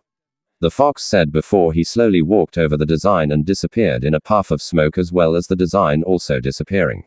However, Na was still currently inside the house looking at how neatly kept everything inside was. Wow, Fu, this place is awesome. Your parents must be amazing at keeping this place clean, Na said looking at her. However, when he said this, he saw Fu's face become slightly more pale. I don't live with my parents, the green-haired female said, looking at him. Really? Then, is it your grandparents? Or maybe you live with your aunt and uncle? Na said looking at her. However, when he said this, she once again nodded her head. I live here all by myself, she said, looking at him. Really? Na then became a little regretful as he started to realize just how similar the two of them were. She's all alone just like I was. Why is that? Does every village just have someone that they hate for no reason? Na thought to himself as he looked at her. What do I have something on my face? Fu asked, starting to feel around for anything that felt a little unusual. Na then blushed slightly as he realized that he had been staring at her this entire time. And no, it's fine. I was just lost in thought was all. Na said looking at the female in front of her. Oh. Okay then, Fu said as she sat down on the couch. Na then smiled and took the seat behind her. When he did, a few moments of silence passed. However, this silence was much more solid thick than the others were. It was so thick, in fact, that not even a well-trained ninja could cut through it. After a minute had passed, it like before was Fu that broke the silence. You noticed it, didn't you? She asked, looking at him. Noticed what? Na asked, looking at the female that was beside him. You know the stairs. The stairs that the villagers were giving me when we were walking through town earlier today. Fu said, avoiding eye contact. Na tensed up as she said this, but then relaxed and looked at the ground in front of him from where he was sitting. Yeah, I did, Na said looking at her. What did you think about it? Fu asked, now looking at him slightly worried. Naruto was quiet for a moment before he finally spoke up. I think that they need to mind their own business. I mean, what does it matter what you're doing with me? It really bugged me, and frankly, they need to just back off, Naruto said, looking at her. When he said this, it brought a smile to the young girl's face. It was once again silent for a moment before Fu looked at him. Do you really mean that? She asked, looking at him. Yeah, of course I do. Like I just said, Wa didn't get to finish his sentence as he felt two arms wrap around him and embrace his figure tightly. When he felt this, he tensed up. He wasn't used to such contact. The only one that he ever really had contact with was the third Hokage, and he never really hugged him. He was unsure of what to do right now, but he eventually relaxed his muscles and wrapped his arms around her and held her close to him. After a moment of hugging, Naruto once again heard Fu's voice. You're the first person to have ever said that to me. I really appreciate it, Na. Fu said looking at him. It was then quiet for a moment and Fu finally separated from him. If there's ever anything I can do for you, just let me know, Fu said looking at him. Na was quiet for a moment before he gave it some thought and realized something. He didn't have anywhere to live. This entire time of being here and traveling, he never once thought about where he was going to live. When he did finally find somewhere where the people didn't treat him like crap. Well, I don't exactly have anywhere to stay right now, so could you maybe help me find somewhere to stay? Na asked, looking at her. When he asked this, the green-haired female smiled and almost instantly said, you can live here with me. Fu yelled out much louder than she had meant to. I means that's only if you want to, of course, she said, looking at him. Na then smiled when he heard this. Yeah, that sounds great, Na said, looking at her. When he said this, Fu smiled and looked at him. Great, now all we need to do is go and tell Shibuki that you'll be staying here with me, since it'd be pretty awkward if you were to be accused of breaking and entering. Gee, when you live here, too, Fu said, looking at him. Na nodded when he heard this and followed behind her as she left the building. As the two were walking down the streets, Fu noticed something rather odd. Hey, Naruto, where are your parents? Fu asked, looking at him. When she asked this, a moment of silence fell upon him, but passed as soon as it came. Well, the thing is, I don't really have any parents. I came here all by myself, Na said, looking at her. However, as soon as he said this, Fu felt regret almost immediately. She knows the pain of not having parents and how difficult it can be to talk about. Oh, I'm so sorry if I brought up some bad memories. Fu said, looking at him. It's okay. There's really no need to apologize. I mean, I never had any parents or parental figures, so it's hard for me to really get mad about something that I wouldn't know anything about at someone who knew nothing about. It just seems really silly, Na said, looking at her. When he said this, Fu smiled and continued to walk down the street. When they once again arrived at the massive tree in the middle of the village, the two entered and Na once again noticed that the girl from behind the counter never left. Oh, hello, nice to see you again, Na, she said, looking at the blonde. However, when her eyes fell upon Fu, her smile faded. I guess I should have known you'd come back here today, she said, looking at Fu. The two went silent at this comment and walked up the stairs. Once they reached the top, Naruto knocked on the door in front of him and Fu. When he did, he heard a muffled voice say, "Come in." When the two heard this, they walked into the room. Na and Fu, what can I do for the two of you? The male asked, looking at the two of them. Well, I wanted to know if it was okay if Na came to live with me. Fu asked, looking at the teen in front of her. The teen then took a pose that suggested that he was thinking. He then looked at the blonde in front of him. Are you okay with living with Fu, Naruto? If you are, then I can start on the paperwork right now, and once I get it finished, then you'll be able to live with Fu. The teen said, looking at the young figure in front of him. When Naruto heard this, he smiled and nodded his head. Yeah, I'd like to live with Fu. We have so much in common, and I'm sure we'll get along great, Na said, looking at the teen figure in front of him. The male then thought about it for a moment before he nodded and pulled out a new stack of paperwork. It wasn't very much, maybe 5 papers total. All right, well, if you two could wait just a moment while I get everything set up, then you'll be good to go, Shibuki said, looking at them. The two then nodded and walked over to the side of the room and watched as he began to work on some paper. They watched as he began to slowly move the papers aside one by one. When he got to the last paper, he looked at the two young figures that were in front of him and smiled. All right, well, now all I need you two to do is sign this paper, and then the two of you will legally be allowed to live together, the male said, looking at the two young figures in front of him. However, when he said this, a figure wearing a black cloak with a cat-shaped mask walked into the room. Who are you? Shibuki asked, looking at the strange figure in front of him. The man said nothing as he slowly walked forward and looked at the two small figures in front of him. Danzo said to obtain the one with spiky blonde hair and blue eyes. The male said as he reached for Naruto. Whoa buddy, I don't know who you are, but you can't just come here and kidnap citizens that belong to my village. Shibuki said looking at him. However, as soon as the masked figure looked at him, Shibuki quickly hid behind the chair that was in front of his desk and began to push the panic button that was on the back of his chair. You can't just take Na, Fu said, looking at the tall figure in front of her. I can and will, for I have been instructed to take him by any means that I find suitable for dealing with this situation. The man said looking at the small figure in front of him. The door to Shibuki's office then suddenly flew open. When the masked figure heard this, he dashed forward and grabbed Na. The strange figure then jumped out of the window of Shibuki's office.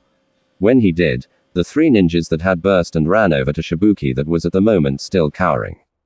behind his chair. "Lord Shibuki, are you all right?" one of them asked as he began to examine the man in front of him for cuts and bruises. "I'm fine," to make sure Fu all right, then sends out a search party to find whoever that man was and get Naro back, Shibuki said. However, when he did, the ninja began to look around for Fu. They were surprised not to see her in the room. They looked around before they sighed and left the room. "We'll worry about Fu later. Right now, we have to make sure that no harm has come to Na," the male said before leaving the room. When he did, Shibuki's side and got up before looking out the window. He saw no sign that the ninja had even been there other than the shattered pieces of glass on the ground. He then sighed and walked over to his desk and clenched his still racing heart. "I really don't think all this excitement suits me," he said as he looked at the small stack of paperwork that was on his desk. "I hope Naruto's okay," Shibuki said aloud as he began to once again do his paperwork with Na. The young blonde was trying to yell at his current capture, but he had made sure this wasn't possible. He did this by stuffing a large ball of cloth inside the young blonde's mouth, then making sure he couldn't spit that ball out by wrapping another piece of cloth around his mouth. He also used a rather short rope to tie his hands. However, the male that was carrying the young blonde suddenly stopped. He then placed the young blonde in front of a fireplace. When he did, he saw another figure wearing a black cloak and like the other had a car mask on it. "What are you doing? We weren't supposed to get him until tomorrow," a female voice said behind the mask. "I know, but come on. The village's security was so bad. All I did was practically walk in and take him. Not to mention that they're probably too worried about that Shibuki fellow to have even followed me. I'd say that all in all, I did a good job and we can now return one day early than what we were supposed to," the Le said, looking at the female figure in front of him.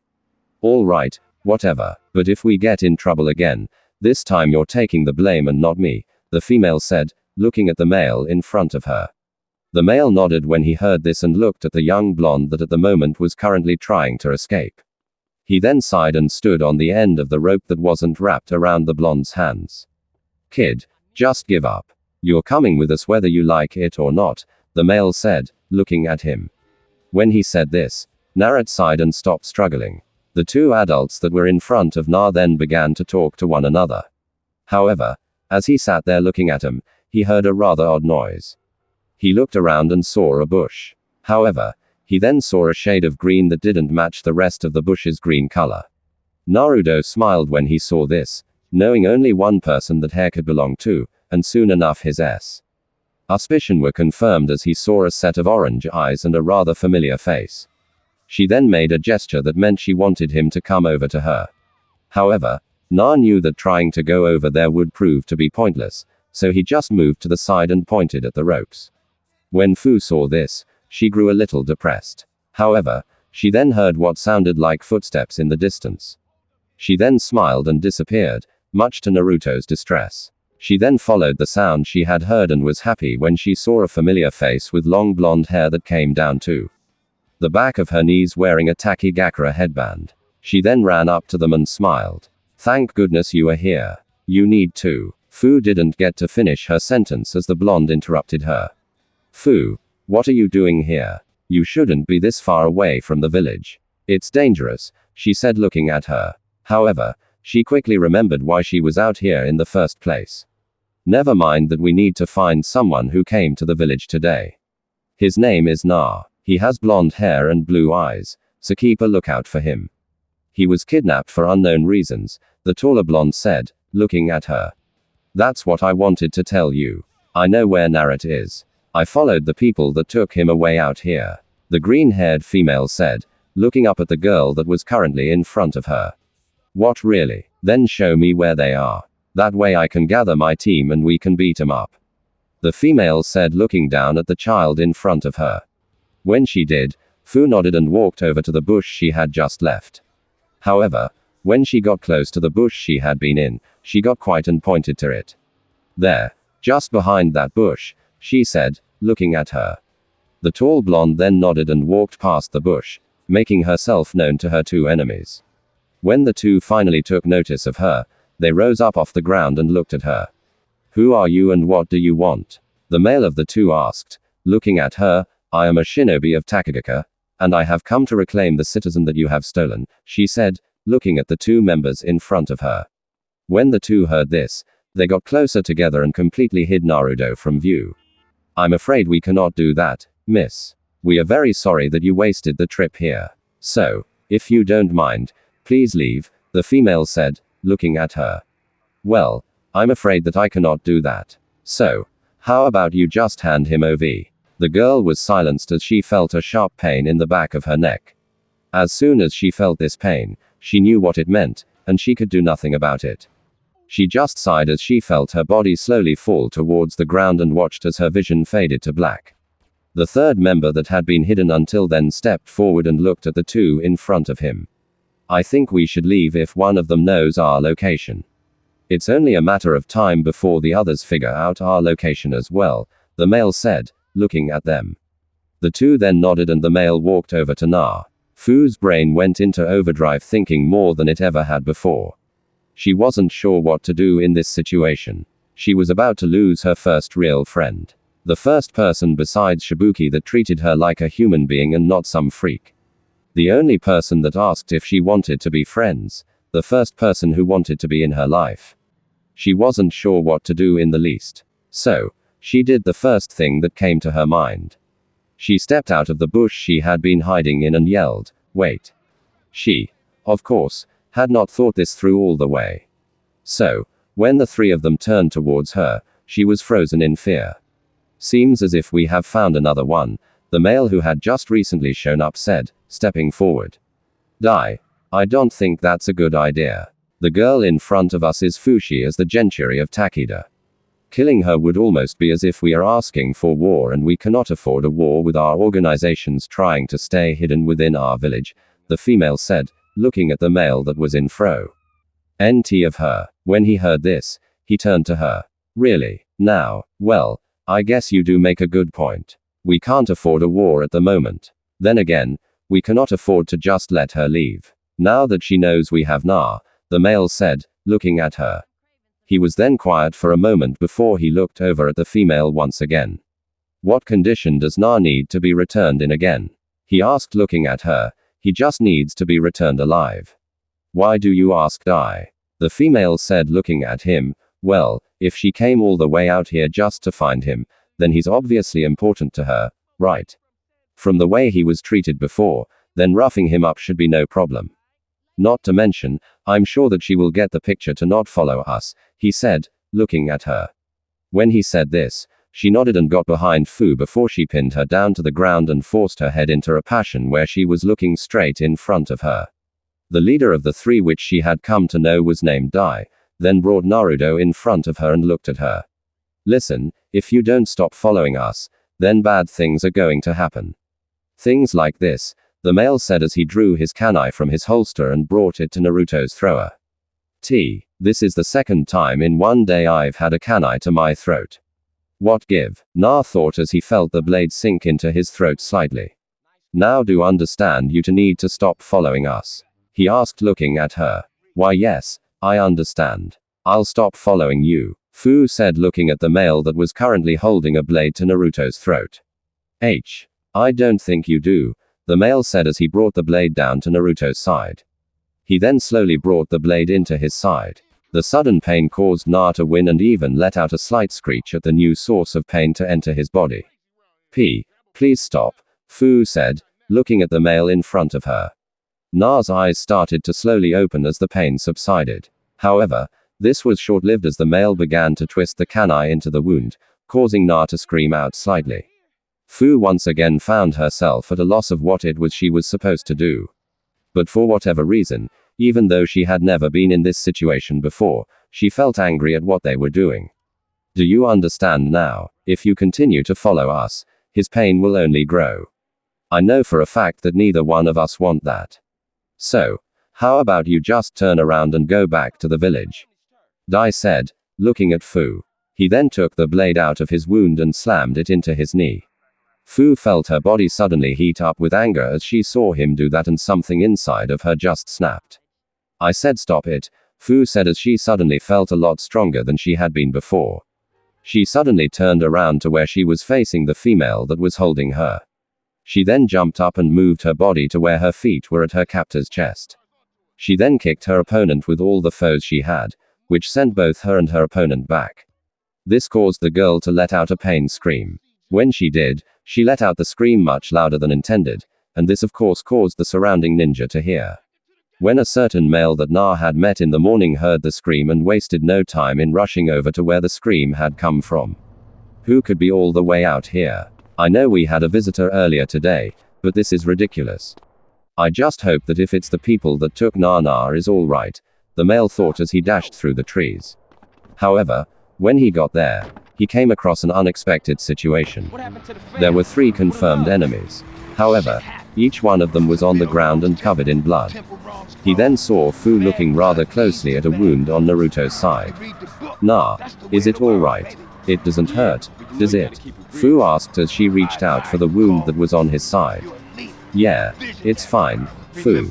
It doesn't hurt anymore," Na said looking at her. "Well, then, how about the one on your leg? Is it all right? Are you able to stand up?" Fu asked as she looked at him. "It hurts a little bit, but I'm sure the pain will go away," Na said looking at the female in front of him. When he said this, Fu let out a sigh and looked at him with a smile. "That is good. Well, let's go home, Naruto," Fu said as she got up. When she did, she offered Naruto a hand up and he took it with a smile. What happened here? The male asked as he looked at the 2 in front of him. You should have seen it. Fu was awesome. She kicked all of their butts and they were all freaked out saying something about seal or something like that. But it was just awesome. Man, you really should have seen its furs. Naruto began in his little rant would have continued if the half-drunken man hadn't put a stop to it. All right, that's enough. I get the idea. He then took a rather large drink of a bottle of sake that he had with him and looked at the 2 in front of him. "Well, you 2, I was supposed to make sure Naruto was safe. And other than a few minor injuries, he looks to be just fine. So, let's head back to the village," the man said, watching as the 2 of them walked by. The 2 children then nodded and walked away. The elderly man then heard some rustling and looked to his side to see the girl he had met up with earlier that day. When she came to, she looked around and spotted the man. Where are the kids?" she asked, looking at him. "They're on their way back to town," the male said, looking at her. It wasn't until just now that she noticed the bodies on the ground. "What happened?" she asked, looking at him. The elderly man then sighed and offered her a hand up, knowing exactly what had happened. "I'll explain when we get to Shibuki's office. He's going to need to hear this, too," he said as he helped her up. When she got up, she dusted herself off, and the 2 began to move through the trees. As they did, they passed over Naruto and Fu. When the 2 saw 2 blurs pass over them, they both got a little nervous. "Let's speed up just a little bit," Fu suggested looking at Na. "Why? Sounds good," Na said as the 2 of them started to run towards the village. As they got there, Fu sighed and looked at Na.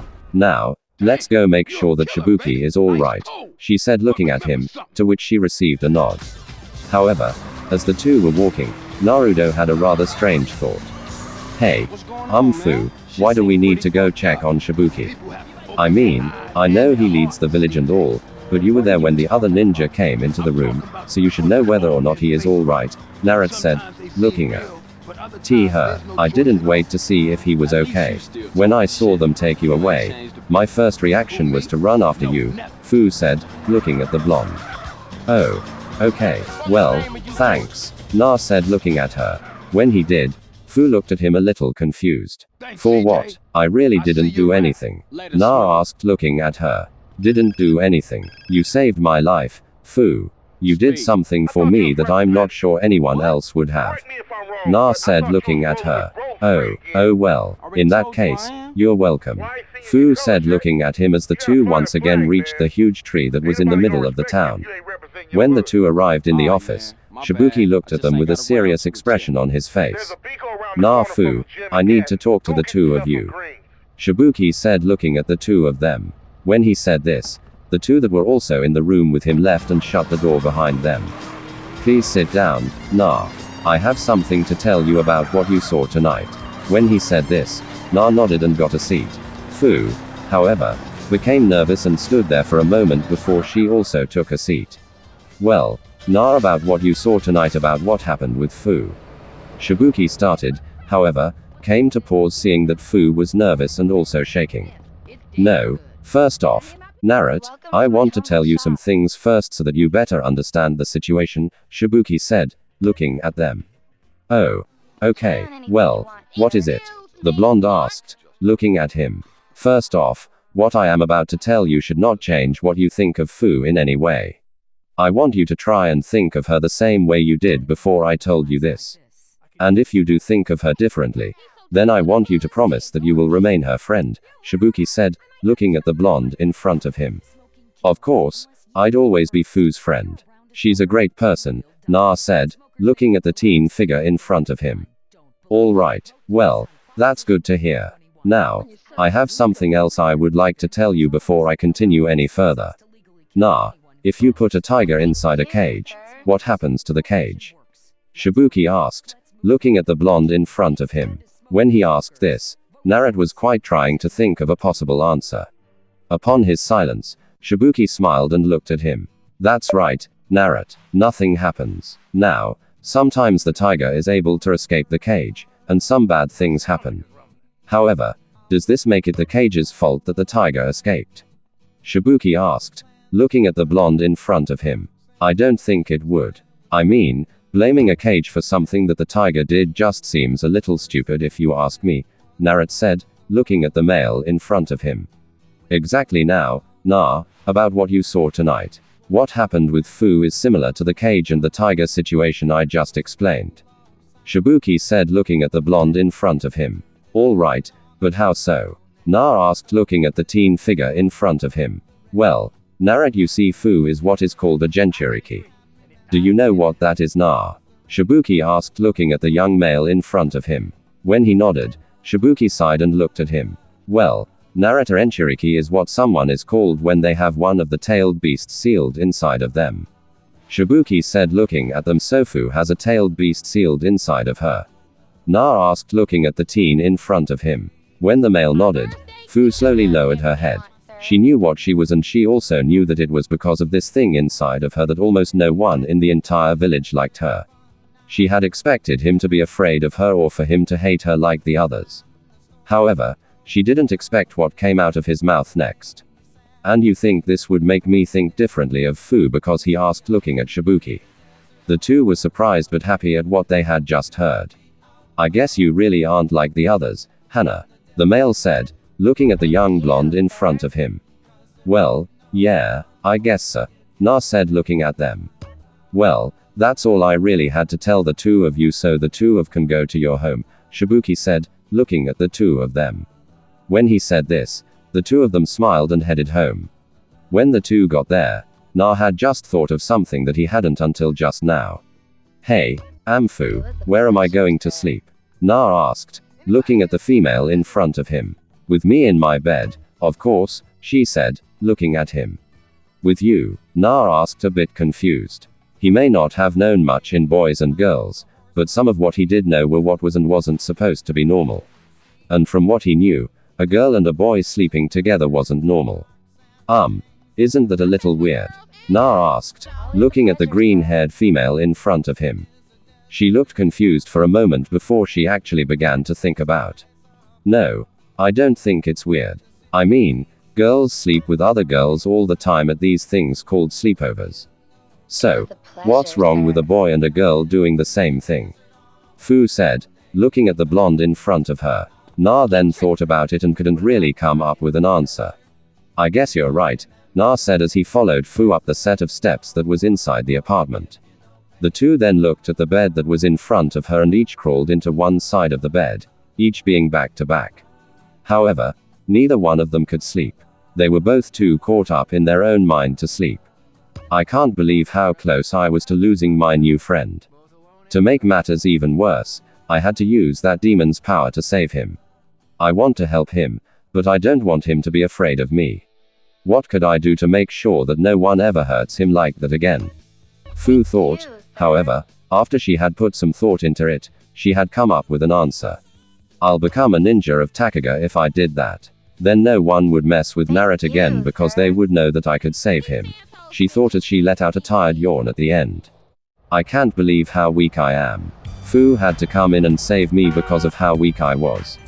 I left Kanehage because I was tired of being a burden to everyone. I don't want Fu to spend her entire life protecting me because I'm too weak to do it myself. I could always become a ninja of Takagaki. If I did that, then Fu wouldn't have to protect me as much as she does now. Na thought to himself with a small smile gracing his face as heard Fu Yan. The two of them could feel their sleep winning the battle. And before the two drifted off into the lands of dreams, they both had the exact same thought. I want to become a ninja so I can protect my new friend. After the two had thought this, the two slowly drifted off to sleep. Shibuki sighed as he looked at the massive amount of paperwork in front of him. Why is it that every year more and more kids want to become a shinobi? The teen asked out loud as he looked at the paper in front of him. He then heard a knock on his door and smiled. Come in, the teen said as he was looking at the door. When he did, he saw a male with a giant scar in the shape of an X on his face come into the room. Shibuki, I have some things that I would like to discuss with you, he said, looking at the male in front of him. All right, but aren't you supposed to be teaching the students down at the Shinobi Academy? Shibuki asked, looking at him with a rather concerned look. No, not today. Satsuki is taking them on a field trip to show them the hero's water. The male said, looking at the teen in front of him. All right, well, then what is it that you want to talk about? Shibuki asked, looking at the male in front of him. Well, it's a few different things, actually, the male said, looking at Shibuki. Okay, well, what are they? Shibuki asked, just slightly annoyed with his counterpart not answering him. Well, most of them are about Na, the male said as he grew just a little bit nervous. What about Na? Shibuki asked, looking at him. Well, first off, there's that attack from 3 months ago. It's obvious that they had no other intention other than capturing Na. Now, I and a few of the other shinobi have been talking, and we think we might know why that is, the male said as he pulled out of some paper. He had put inside his coat. They hadn't fallen out of his coat on the way to the tree because he had used his chakra to make them stick to the surface of his jacket. Take a look at these, he said as he placed the papers down in front of the team. Shibuki nodded and picked up the papers. Most of them were nothing more than information about students at the Shinobi Academy. However, he then came across the file of Naruto and the file of Fu, both of which had a red circle around them, more specifically, their chakra levels. Shibuki noticed that there were some boxes that weren't shaded and one that was. The ones that weren't shaded read very low level, mid-level, intermediate level, and high level. The one box that was shaded in, however, read very high level. However, upon closer investigation, Shibuki noticed that Naruto's name also had a red circle around it. Please explain, Shibuki said, looking at the male in front of him. Well, I'm not sure how familiar you are with chakra, but kids around Naruto's and Fu's age usually have low-level chakras, sometimes mid-level if they belong to a clan. So, these two having a very high level of chakra is unusual to say the least, the male said, looking at him.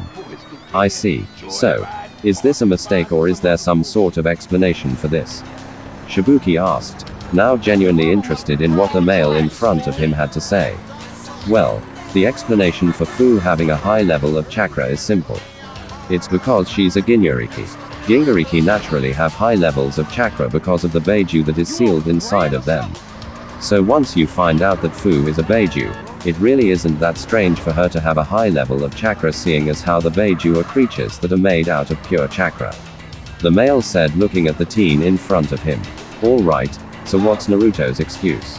The teen asked looking at the ninja in front of him. When he asked this, the male sighed. Well, that took a bit of digging for me to figure out, but I think I have the reason as to why his chakra level is so high, the male said, looking at Shibuki. Then, please enlighten me, the younger of the two said. Well, it has to do with his last name, Uzumaki. The male said, looking at the teen in front of him. When he saw that his leader had a confused look on his face, he sighed and decided to explain. That's right, I had forgotten you weren't there. Well, when your father ran the village, we would receive a visit from a clan. They would come here to relax, buy a few souvenirs, then leave. This clan was known as the Uzumaki clan. The male said, looking at him, "I see, sir. This Uzumaki clan is where Naruto is supposed to be right now," the teen asked. "No, sir. They suffered a major blow some years back, and all of them were presumed to be dead. Seems like we may have the only Uzumaki left," the elder male said, looking at the teen figure in front of him. "I see. So, what makes you think his clan has to do with any of this?" Shibuki asked, leaning forward slightly. "Well, the last group that came through here allowed us to conduct some basic tests on one of the younger members. Believe it or not, she was actually around Naruto's age when we conducted these tests on her," the male said, looking at his leader. Her, Shibuki asked, with a brow raised, looking at the male in front of him. "Yes, sir. It was a young woman named Kusha Uzumaki. She had a chakra level that is equal to Naruto's. Since this is really all we have to go on, I came to the concoction that Uzumakis have a naturally high level of chakra. As to whether this is true or not can't be confirmed," the male said, looking at him. "I see. Speaking of Naruto, how is he adjusting?" Shibuki asked, looking at the male in front of him. "I'm not sure no shinobi will take the mission. The main reason being who he's living with. However, it doesn't seem to be good. Some of the villagers have figured out that Naruto and Fu live together and are now transferring some of their hatred over to him. Then on the same level, he seems to be adjusting rather well," the male said, looking at him. "That's good to hear. How are they doing when it comes to food supplies and clothing as well as the other basic essentials?" Shibuki asked, looking at the older figure in front of him. "They're doing just fine in that department. Since most of the store owners won't sell food to Fu because she's a genie, she takes the money that we give her and gives it to Na. He then takes the money and buys everything that they need to live for the next month. I'm a little surprised that he actually gets food that healthy instead of just buying a bunch of junk food," the male said, looking down at the smaller figure in front of him. "Well, he did come here alone and stated that his parents had no role in his life. So maybe it's not so strange to think that he learned how to cook for himself," Shibuki said, looking at him. "I see, that is also very strange. I can only imagine that the ones that attempted to kidnap Naruto have either already kidnapped his parents or that he took it a step further and actually killed his parents, knowing that obtaining him would be a much easier task than obtaining a full G-grown adult," the elderly man said, brushing some hair out of his way. "Yes, that seems to make sense. Speaking of which, how close are the three of them to cracking?" the teen asked, looking at him. When he asked this, the male sighed and looked at him. "Not any closer than we were 3 months ago. And as this morning, we only have one prisoner left," the male said, looking at the teen in front of him. "What do you mean there's only one left?" Shibuki asked, looking at him. "Well, we know how you can be about these type of matters, so we tried to avoid giving you the information until we were finished with them. We know that you aren't the type that would approve of our more effective methods, so we were going to wait until as long as possible to tell you about the interrogation," the male explained, looking at Shibuki. "I see. Well, what became of the other two?" Shibuki asked, looking at the elderly man in front of him. "Well, we started off with all the usual treatments, and no signs of anything really were shown. They each showed no signs of fear or regret. Hell, they didn't even show signs of feeling any pain when we jabbed superheated Kana into their sides. As a result, we ended up accidentally killing one of them," the male said, looking at the teen in front of him.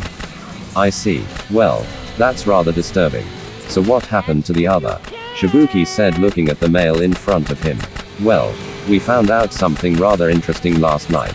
The remaining 2 ninja have a powerful genjutsu placed on them. So to be sure our reports were correct, we did several tests on the deceased body, and it also had the same genjutsu placed on it. When we found this out, we spent all night debating on whether or not to release the genjutsu placed on one of the surviving men," the elder male said, looking at Shibuki. "So I'm assuming that you all came to the conclusion that you should release him," Shibuki said, looking at the male. "That correct. However, when we managed to get the genjutsu undone, something unexpected happened. The man's heart just completely stopped working and it exploded inside his chest. I've never seen a genjutsu that had that type of effect on someone before. Meaning that wherever they came from, they saw this situation and prepared in advance," the male said, looking at Shibuki, who was still sitting in his chair. So we basically have a zombie in the torture department that you don't know what to do with. Shibuki said, looking at him. That is correct, sir. And as much as I know you hate having to make decisions like this, I'm going to have to ask you to make one of those choices. I need you to decide what we do with him, whether we kill him or keep him locked up. We need a decision as soon as possible, the male said, looking at Shibuki. When he said this, the teen tensed up and was quiet for a moment. He's right, I do hate having to make choices like this. Deciding whether someone lives or dies. Something about making that call just doesn't feel right. Shibuki thought to himself. Sir, we need a decision, the male said, looking at Shibuki. After a few more moments of silence passed, Shibuki finally spoke. Put him to death by lethal injection. Shibuki said, looking at him. When the male heard this, he nodded and walked out of the room. After he had left, Shibuki let out a sigh and continued to do his paperwork. All things considered, I feel like I made the right choice. Letting him go is clearly not an option, and if we release the genjutsu, he'll die anyway, so at least this way, he won't feel any pain. Shibuki thought to himself as he looked at the paperwork. In Konoha, the elderly man who watched over the village looked down at his desk. He had just finished the last proportion of paperwork that he had to do before the day was over. He sighed, feeling relieved knowing that he had finished much earlier today than he had in a long time. However, his relaxed feeling soon came to an end as he heard someone knock on his door. Come in, he said as he straightened himself. However, the visitor he received was not one he had expected to receive, or at least not one he had expected to see anytime soon. The figure that emerged was none other than one of his former students. He had long white spiky hair and an aged face as well as a giant scroll on his back. Hello, Hissen, the male said as he entered the room. Oh well, hello Jiraiya. I see that Father Time has been most kind to you, the elder of the two said as he looked at his former student. Yeah, he has. And I can see that he has done the same for you, the white-haired toad sage said as he looked around the room. Is something wrong? I asked, looking at the elderly male in front of him. No. I'm just fine, the toad sage said as he approached his former teacher. He then pulled out a notepad and a pencil. So I was thinking it's been a while since we had done some student-teacher bonding, so I thought tonight you'd go out and catch up. What do you say? Jiraiya said as he wrote on the paper. When he was done, he passed the note to Hissen. The old man looked at it for a second before he picked it up and read the contents of the note. Your office is bugged. It's not safe to speak here.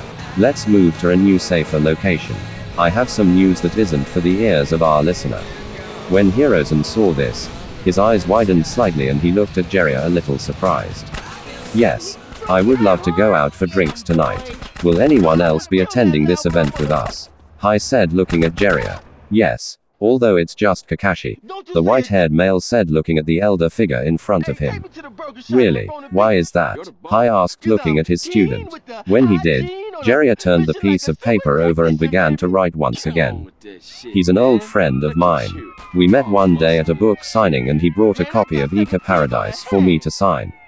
Jiraiya said, looking at him. However, what he wrote on the piece of paper was entirely different.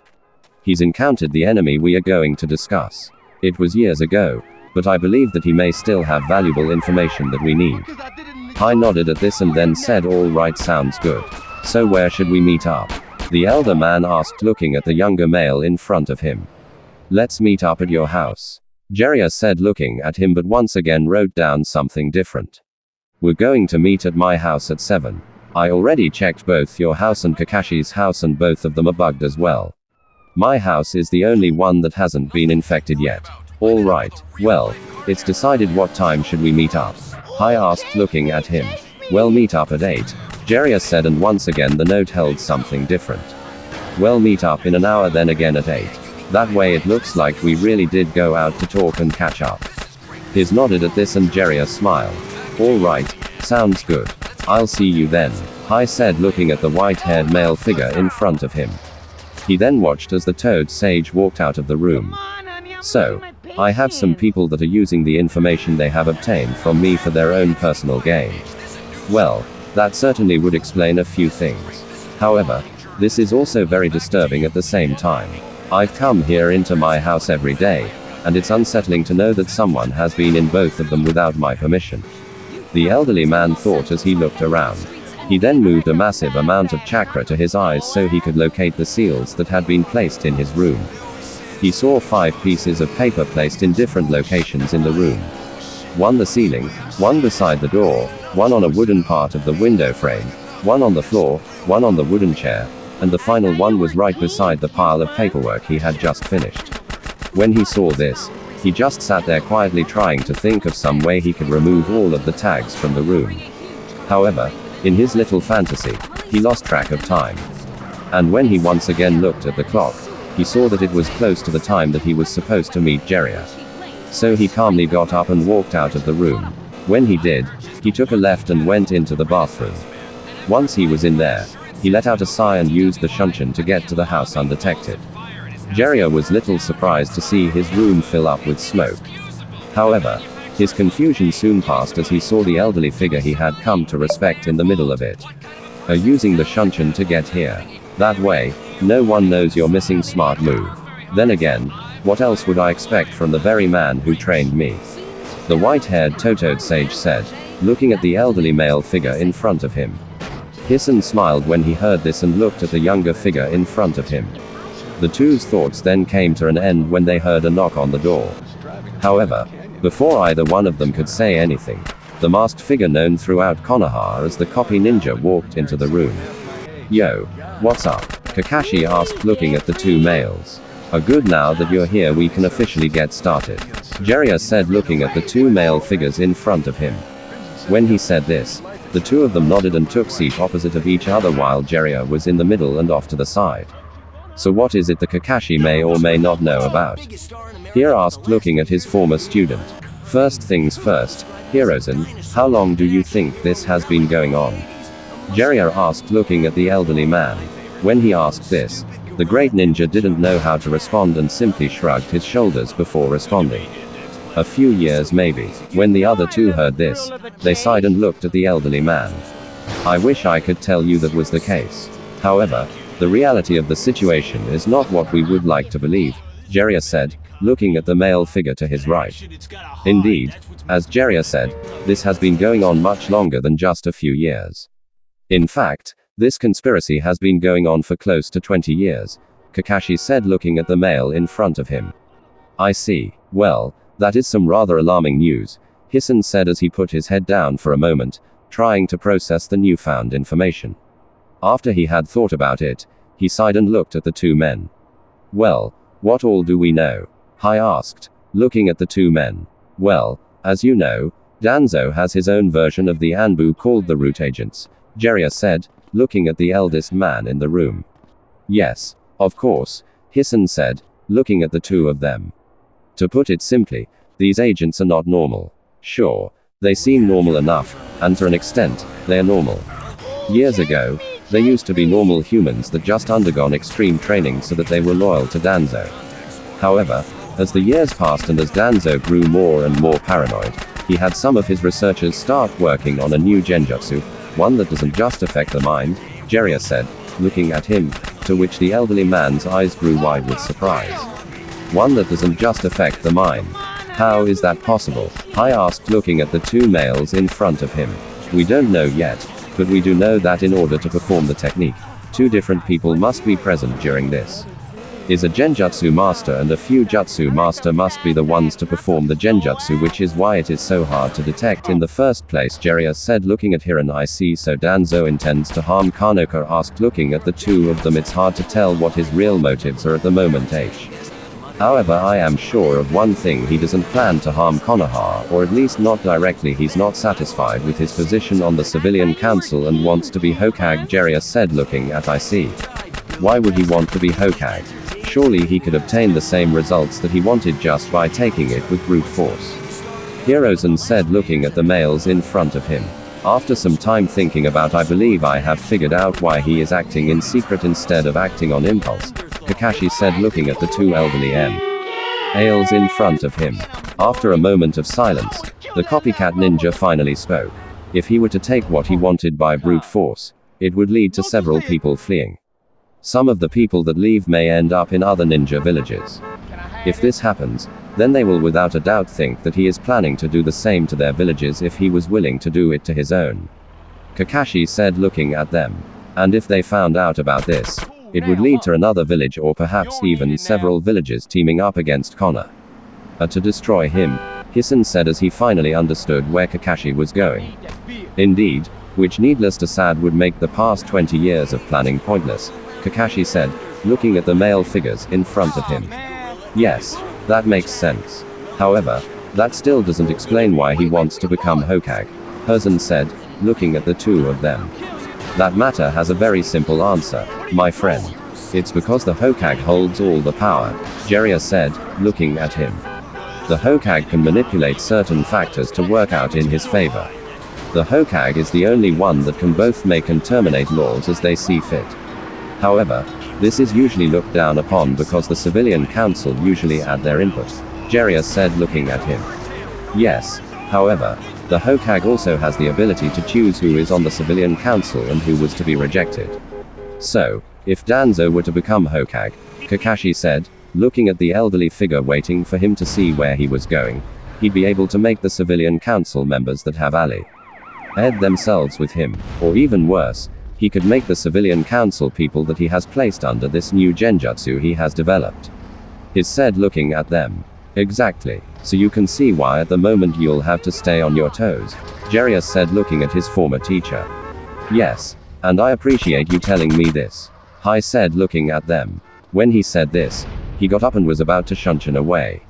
However, before he did, Jiraiya looked at him. Here, before you go, I just want you to know that no matter what you think, at the moment the civilian council are by no means your friends, Jiraiya said before the old man disappeared from the room. When he left the room, the silver-haired male looked at the Toad Sage. Why didn't you tell him that Naruto is still alive? The male asked, looking at the white-haired male. As much as it pains me to say this, leaving this village was probably the best thing Naruto could have done, Jiraiya said, looking at Kakashi. Oh. And why is that? Kakashi asked, looking at Jiraiya. Naruto left this village for a reason. While I'm not sure about the details, from what I gather from his last day here was just horrible. Now, here's a question for you, Kakashi. If every day of his life was half as bad as that day was, why on earth would I tell Hirozen? What good would it do? Nah.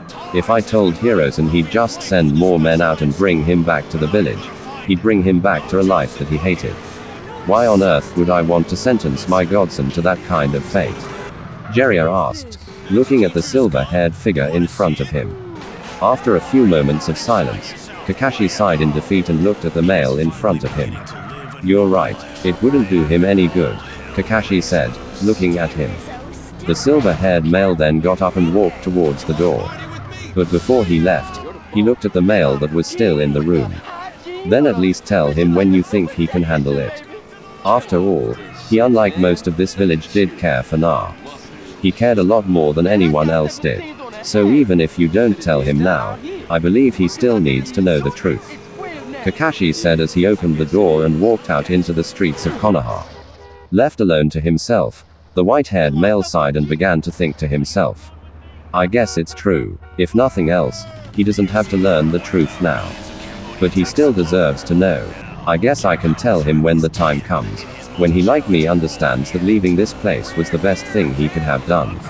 It's almost kind of sad really. If he had just had one friend, one person to take some of the weight that he had been carrying around with off his shoulders, he might not have left. Jiraiya thought as he looked at the ceiling. I wonder what he's doing now. Jiraiya asked in his head before he let out a long sigh. With Naruto and Fu, the two were standing in the hallway with two books in each hand. Their arms were perfectly extended and the two were starting to feel just a little sore. Why were they doing this? Because it was a punishment. Fu had asked a question in class and seeing as how she was a Gingari and a rather hated one in this particular village, she was sent outside. Na being the young boy he has tried to stand up for his newfound friend and when he did, he was also reared to stand outside the classroom. Stupid teacher. This doesn't even make any sense. Why is he having us do this? Na asked aloud in a slightly annoyed tone. It's fine, Na. It's because I asked a question that I shouldn't have asked. It's my fault we're in this mess, Fu said, looking down at the ground. When Na heard this, he gritted his teeth and looked at her. How can she say this is her fault? It's not her fault. It's that stupid teacher's fault. I thought she had a good question. I didn't get what he was talking about either.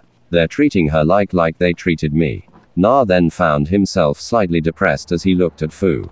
Na then walked over to Fu and took the books from her hands and placed them on top of his own. And Na, what are you doing? Fu asked, looking at him. What's it look like? I'm going to carry your books for you. Na stated as he took her books and walked back over to his spot. Na, you don't have to do that. I can. Fu didn't get the chance to finish her sentence as Naruto interrupted her.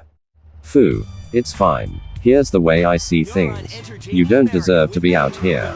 You asked a question and I talked back to the teacher. I do deserve to be out here. It wouldn't be fair for you to get punished for something you didn't do. Naruto said, looking at her. Fu once again looked as if she was going to say something. However, Naruto once again cut her off.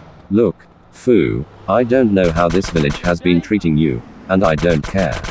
As long as I'm around, I'm going to try and make your life easier, Na said, looking at her. Fu then looked at Na a little surprised before she nodded with a smile. Thanks, Na, the green-haired female said as she just sat there and watched him hold the books. He's so much nicer and more understanding than the others are. I wonder why that is. I guess it really doesn't matter. And Naruto, just as you're going to make my life easier, I'll try my best to make yours easier as well, Fu thought as she looked at the blonde in front of her. The blonde that had become well known throughout Takayakura as the demon lover, as well as many other names, let out a tired yawn as he rose from his bed. When he did, he looked around and got up to his feet rather slowly. He then made his way over to the mirror that was in the room and looked down at the headband he had received yesterday. It was neatly folded just the way he had left it, but there was also a folded piece of paper beside it. The blonde reached down and unfolded it, and his eyes slowly began to go over the words that were on the paper in front of him. I got tired of trying to wake you up, so when you read this, you may want to hurry and get to the academy. Naruto's eyes widened at this slightly and looked around the room for the clock. When his eyes landed on the device that was hanging on the wall, he darted to his closet and opened it up, throwing on his shirt and clothes in a hasty fashion, realizing that he only had 10 minutes before the teams were announced. When he realized this, he quickly put on whatever pair of clothes he could find and started to run down the streets of Takaka. Usually, him and Fu would be on the roofs, but seeing as how it was still early in the morning, no one was on the streets just yet. And seeing as how the villagers tended to blame the two of them for pretty much anything, he didn't want to wake someone up, then have to listen to them complain about it the rest of the day. When he arrived in front of the academy, he saw that Fu was already there waiting for him in front of the massive building. It's about time you got here, the green-haired female said, looking at him.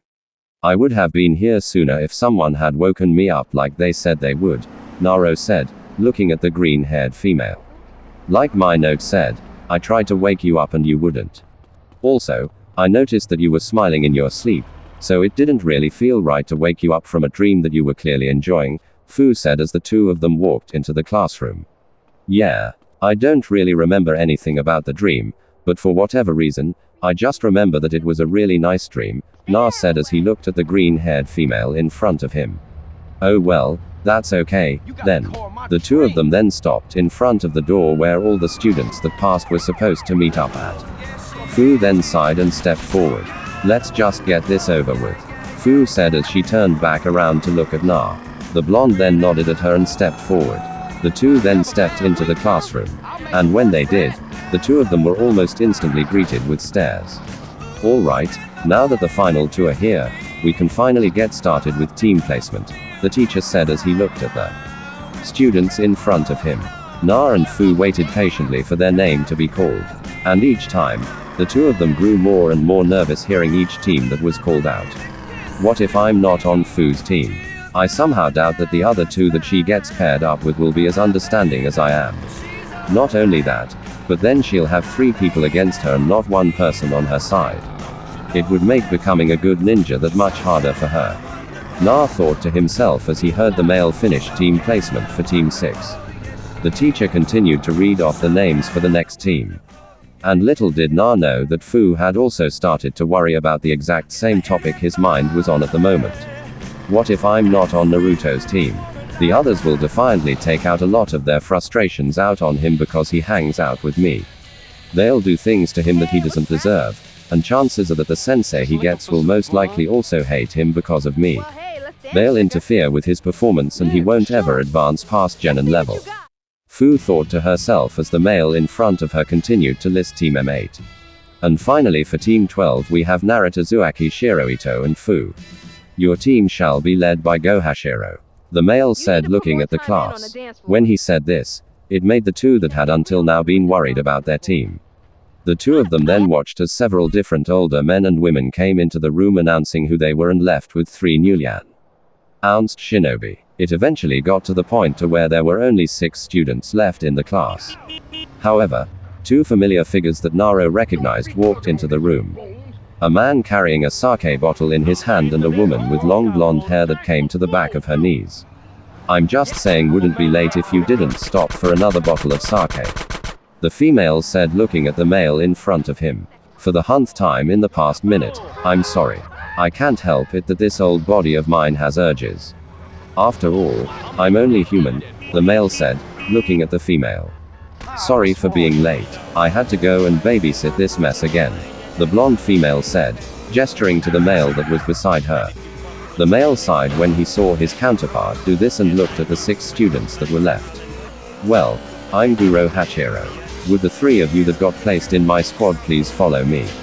The man said as he walked outside. Fu and Na stood up and when they did, they saw that a male in front of them had also stood up. They assumed that this was the 3rd member of their team. He had a pale complexion, snow-white hair, and blue eyes that seemed to remind the 2 of them of ice. The 3 of them followed their new instructor out of the academy building and down the streets of Takeda. They stopped when they came to a place that none of the 3 recognized. The male walked into the building and the 3 followed closely behind him. Go then sat down at a round table and the 3 younger figures sat in front of him. Well, let's get this over with. This is a mandatory exercise called Team Introduction. So go ahead, tell me about yourself, the male said as a waitress brought him a bottle of sake. The elder male looked at the bottle and sighed it. He took a rather large drink of the bottle and then looked at the 3 in front of him. Why haven't you started yet? Guo asked, looking at the 3 of them. Well, it's just we don't exactly know what to talk about, Shiru said, looking at the elder figure in front of him.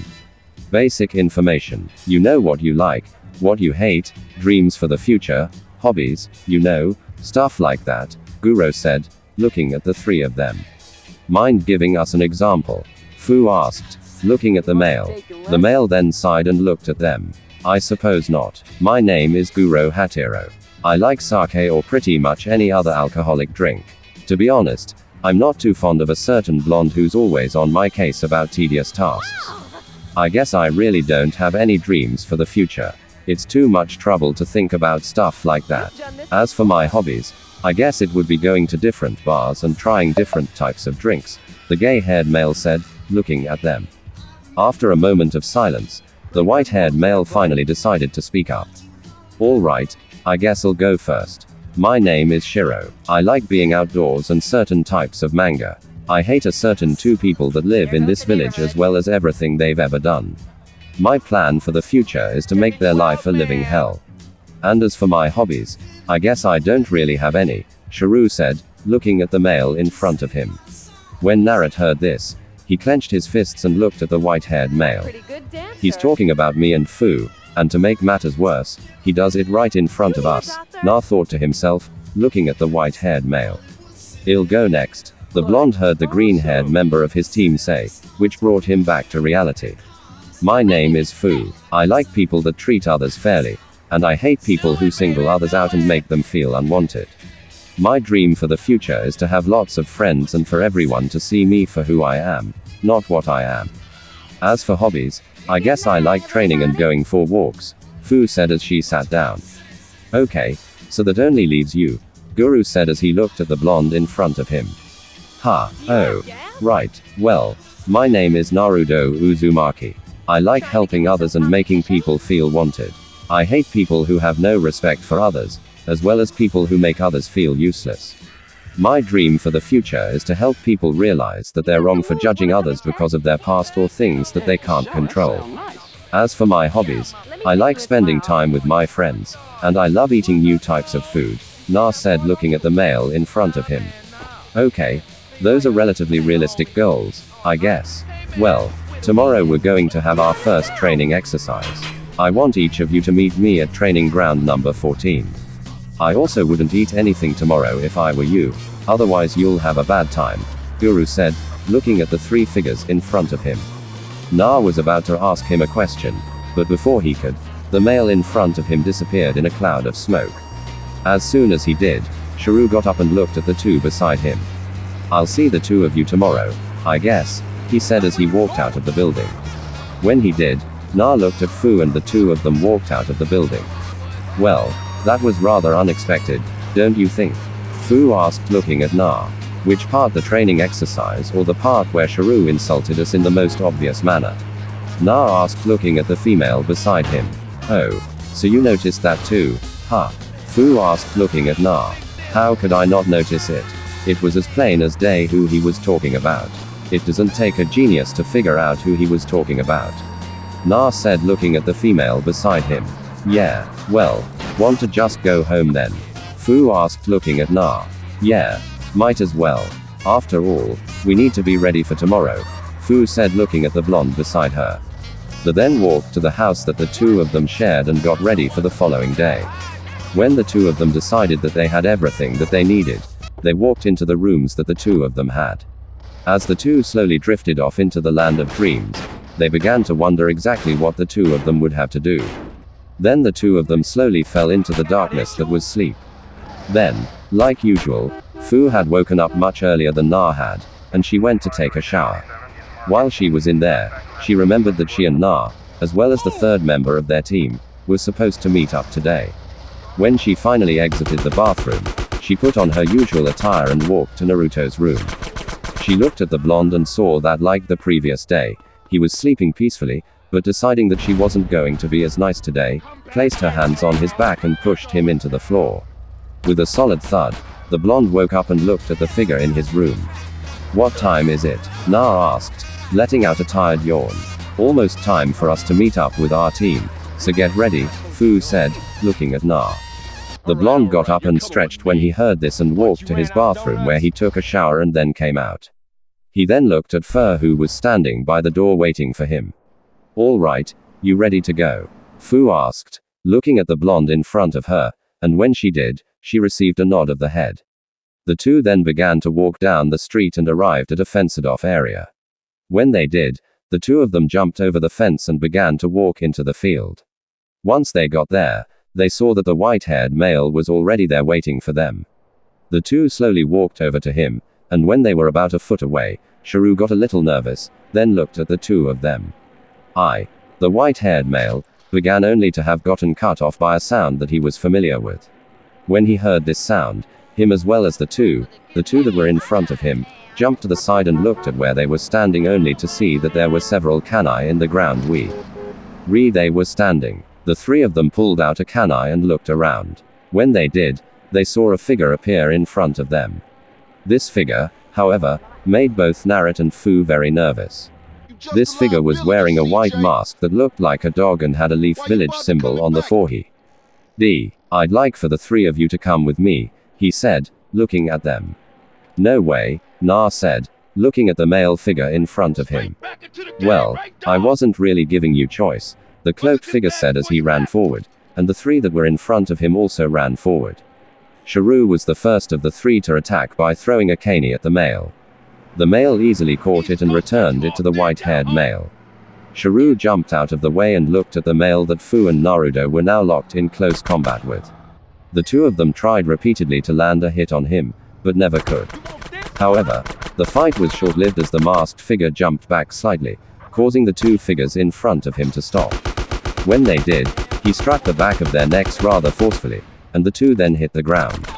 Shrio looked at the figure that was in front of him and, now it's your turn, the masked figure said, looking at him. Sharu threw his kana on the ground and looked at the figure in front of him.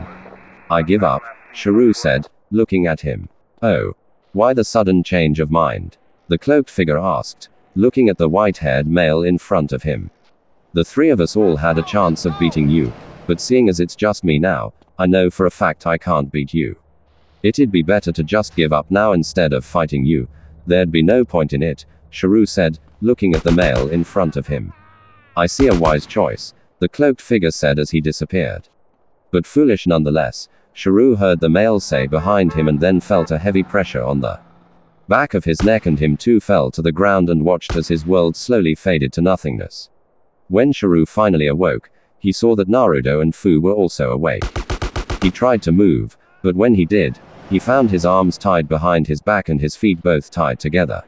Sharu tried to move once again, but he felt some more resistances suggesting that something was holding the rope that was on his feet and the rope that was around his hands together. When he looked back over to Na and Fu, he saw that they were in the position he was in. So he got you too? Na asked, looking at Sharu. Something like that. Yeah, Sharu said, looking at the two in front of him. Well, guess this is the end for the Team 12, man. To think we didn't even get to have our first mission. Not exactly how I pictured I'd die, Sharu said, looking at them. However, when he said this, he noticed that neither of them said anything back, causing him to sigh. After a few more moments of silence had passed, Sharu finally decided to speak up once again. It's not you, he said in a quiet voice. What? Na asked, looking at the white-haired male in front of him. The two people in this village I hate. It's not the two of you, Sharu said, looking at the ground. When I was walking home yesterday, I saw that the villagers were staring at the two of you like you had the plague or something. I had never actually seen the demon of this village or the demon lover of this village. So, I had no idea it was the two of you. So, after I thought about it, I probably sounded like the two people I hated were the two of you. Sharu said, looking at them. Well, then if it's not us, then who is it? Fu asked, looking at the white-haired male. Believe it or not, it's my parents, Sharu said, looking at them. When he said this, however, Naruto and Fu gained a confused look on their face, and Sharu decided to clarify what he meant. My name Shirodo is in the heir to the Edo Corporation, Sharu said, looking at them. I thought that name sounded familiar. Although that doesn't explain why you hate your family, Fu said, looking at the male in front of her. To put it simply, they don't even know I exist. Being the heir of a company like the Edo Corporation is just too much to handle. Every day they expected more and more of me, and every time I messed up on even the smallest detail, they shunned me. Then came the day I told them I wanted to be a ninja, and things just took an even worse turn. I decided for a while that they were right, and that becoming a ninja would be a waste of time, Sharu said, looking at them. So, what happened for you to change your mind? Na asked, looking at them. I don't know. Maybe I was tired of being ignored, or maybe I just didn't want to be responsible for such a big company. But I snapped and left. After the day I left, they completely shunned me and cut me off. According to the letters that they always send me, I'm not even in their will anymore. They're going to give anything they own to a business partner that they have, Sharu said, looking at them. I still don't understand why you apologized, though, Fu said, looking at the white-haired male in front of her. I know what it's like to be unappreciated by those you care about. And even though you two don't care about me, I still felt as if it was wrong to go on letting the two of you think that I was talking about the two of you where in reality nothing was further from the truth. I guess it's a bit late to tell you this now, seeing as how we're all probably going to die, but oh well, it's like they say, die with a clear conscience, Sharu said, looking at them. When he said this to Fu, it seemed like just another sad story. But for Naruto, it was a little deeper to him, and as he looked at the white-haired male in front of him, he began to think to himself. He left because he was tired of being unappreciated. He left because he didn't want to go unnoticed anymore. He left his home for the same reason I left my home. Naruto thought to himself as he looked at the male. However, their conversation was cut short when they heard footsteps. I see that all of you are awake. Now we can really get started, the male said, looking at the three of them. The male then walked over to the white-haired male and took out a kunai. When he did, he cut his restraints and handed him a kunai. Shiru looked at it a little confused until the male grabbed Naruto and held a cane to his neck. Shiru, I'm giving you a choice. You can kill Fu and Naro lives, or you can spare Fu. But if you do, I'll kill Na. This is a choice that you are being forced to make now. Make a choice and make it quick. Otherwise, I might just get bored and kill both of them. The male said, looking at him. The white-haired male just stood there motionless looking at Naruto and the kunai in his hand. The only way to Na is to kill Fu, but at the same time, the only way to save Fu is to let him kill Naro. Then there's the possibility that he'll just kill Naruto after I kill Fu. What do I do? Guess it's time to put some of my company skills to use, Shiru thought, looking at the male. Let's compromise, Shiru said, looking at the male in front of him. That wasn't one of the options, the male said, drawing the blade closer to Naruto's throat. I know, but low-lifes like you are always willing to compromise, especially when there's money involved, right? Shiru said, looking at the male in front of him. Things like money don't interest me, the male said, looking at him. Then what about weapons? I happen to know that the Edo Corporation is shipping a rather large supply of weapons to the Land of Fire in just a few days. If you know what you're doing, you could not only obtain more weapons for yourself, but for the friends that I'm almost certain you have just hidden away, Shiru said, looking at the male. A very tempting offer, but my master would not be pleased if I did such things without his permission. So, I'm going to have to pass on this offer, the male said, looking at Shiru. When the white-haired male heard this, he once again became silent and looked at the male in front of him. Damn it, what the hell kind of lowlife is this guy? He's not taking any of my offers. Wait, he said his master wouldn't be pleased. Which mean that he's being paid somehow, even if it's not with money. Let's exploit that just a bit, shall we? Shiru thought as he looked at the man in front of him. So, what's your master paying you with? If not money, then surely it's some form of insurance, right? I'm sure we could provide the same level of what he's offering, and if not, then we'll make you an even better offer. Sound like a deal? Shiru asked looking at the male. I'm not comfortable telling you any of this information. Now quit stalling for time and make a decision now, the male said looking at him. Shiru grew nervous when he heard this and looked at Na. Okay, let me think about what my father said about this type of situation. He said that whenever someone is doing something like this, they're trying to deal a crippling blow that is more severe than any other option. In other words, he knows that Naruto and Fu are both stronger than me, which means that if they were both to live, they would have a much higher chance of living than I would with either of them, Shiro thought as he looked at the male in front of him. Well, if nothing else, at least change the choice just a bit, Shiru said, looking at the male in front of him. I really don't want to. The masked figure started only to be cut off. Take my life instead, Shiru suddenly yelled out, causing the two figures that were on his team to widen their eyes lightly. Instead of you killing Naro and me killing Fu, how about you kill me and let the two of them live? Shiru asked, looking at the male figure in front of him. The male figure then dashed towards him and held the kunai to his throat. Is that really what you want? The masked figure asked, looking at the figure in front of him. Shiru started to sweat slightly before he took a deep breath and looked at the male in front of him. Yes, he answered calmly. Then I have just thing to say to the three of you, he said as he backed away from them. The male then took off his mask and showed a familiar scared face with gray hair.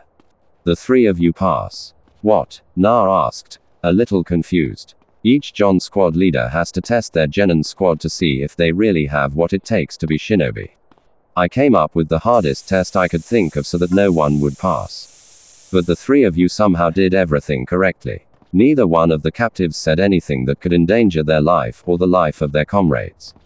And the person who was given the choice prolonged the choice as long as he could, and when everything else failed offered himself up so that his comrades could live. Never thought anyone Frontier Academy would be able to pass this test. Go said looking at them. So this was all some kind of test? Fu asked, looking at the elder male in front of her. Yeah, the male said, pulling out a bottle of sake from his jacket. And we passed? Naruto asked, looking at him. Yep. Guro said, taking a large drink of sake. Much better now. I'm not sober anymore, the male said, looking at his team. The three young figures then jumped into the air and let out screams of excitement. Man, something tells me that dealing with the three of them is going to take a lot of sake, Go said looking at the three in front of him. Alright, well, tomorrow Team 12 has its first official mission. We'll meet in front of Shibuki office. I hope the three of you are ready because from here on out, it's only going to get tougher and you'll find yourself regretting so many choices. So, from here on out, make sure you do your best, the male said, looking at them. Go then watched as the three of them walked away. He then heard someone land beside him and turned to his side to see a familiar blonde looking at him. So, did they fail? She asked, looking at the male looking at him. No, actually, even though I planned everything out, they still came out on top. They passed, Guro said, looking at them. Looks like your days of slacking are over because you officially have a genin team to take care of, the blonde said, looking at the male in front of her with a smug look on her face. Yeah, although it isn't going to be easy for them. If what Shiru said was true, then soon he really is going to have to make a difficult choice. I just hope he does what's right and makes the choice that will make him happy. Go said looking at him. I'm sure he will. You know, he reminds me of his uncle at that age, the blonde said looking at him. Was I really that annoying as a kid? Guo asked, looking at the blonde female. Yeah, but you were fun back then. So, when do you plan on telling him? The blonde asked, looking at him.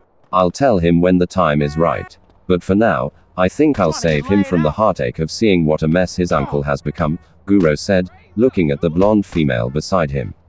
The two newly announced genin known as Naruto and Fu were currently wearing white aprons and had a few small spots of paint on their clothes and few th. But had managed to get on their clothes.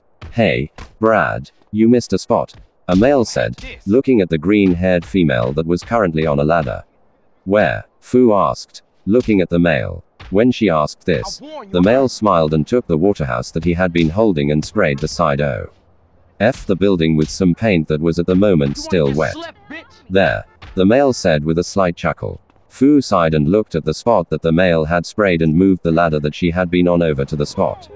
Na gritted his teeth when he saw this, but decided to say nothing. Fu placed the ladder beside the spot that she had just painted over and started to replace the coat that she had done.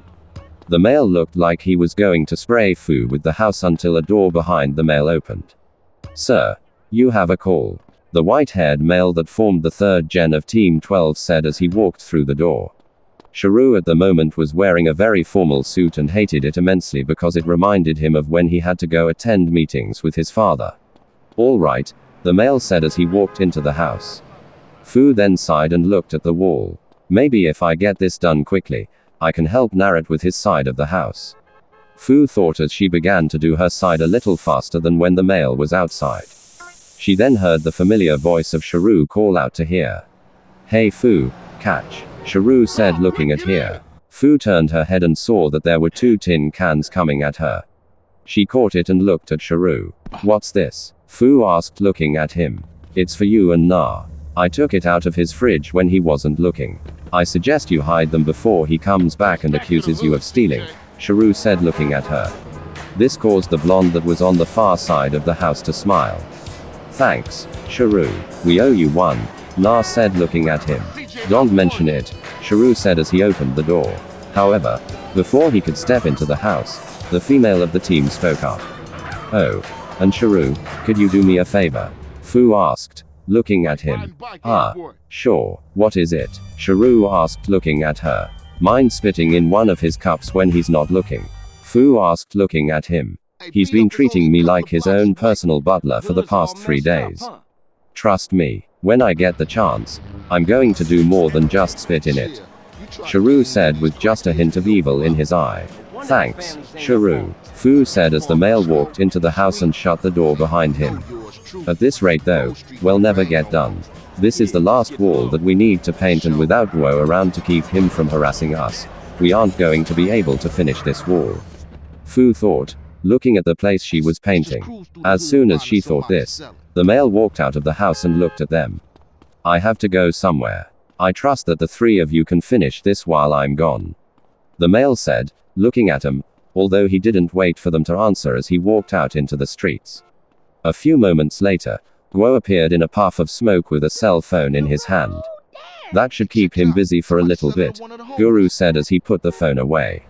Now, if you don't mind hurrying up, Shibuki said he wants to talk to us about something after we got finished with this mission, Guru said, which caused the three of them to light up slightly. Give me a minute and I'll help, Shiru said as he walked back into the house. And within a minute, the male walked back outside with a white apron that said, "Kiss the cook." Shiru then climbed up the ladder that Naruto was on and saw that he was looking at him with a slight smile.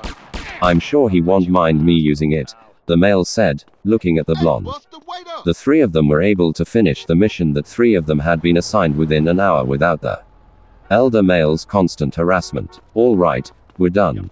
Go sensei now. Let's go to Shibuki's office, Naruto said, looking at the white-haired male in front of him.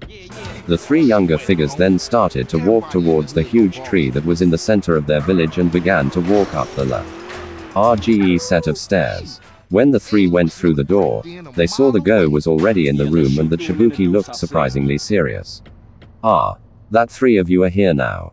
I assume that the missions have been rather interesting because of the villages, Shibuki said, looking at them. Yeah, interesting is one way to put it, Fu said, looking at the male in front of her. I see. Well, I thought that this may happen and wanted to apologize to the three of you for it. So, I've done some thinking and come up with what I believe a good apology is. Shibuki said, looking at them. When he said this, the three gained a slightly curious look, causing Shibuki to smile. I've decided to give the three of you along with another team an A- class mission, Shibuki said, looking at them.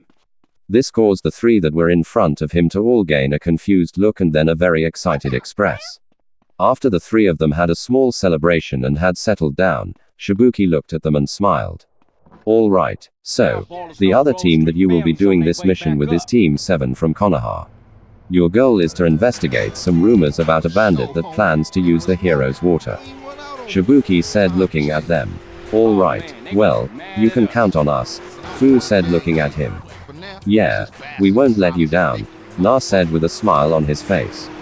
All right, well, you'll be leaving tomorrow morning. It will be a guarding mission, so you will be there for a week until a new team shows up to take your place. Team 7 is already here and is currently in the village. However, chances are you won't meet them until the morning. That being said, make sure that you have everything that you need for tomorrow, Shibuki said, looking at them. The three then nodded and left. When the three left, Go looked at the male in front of him and sighed.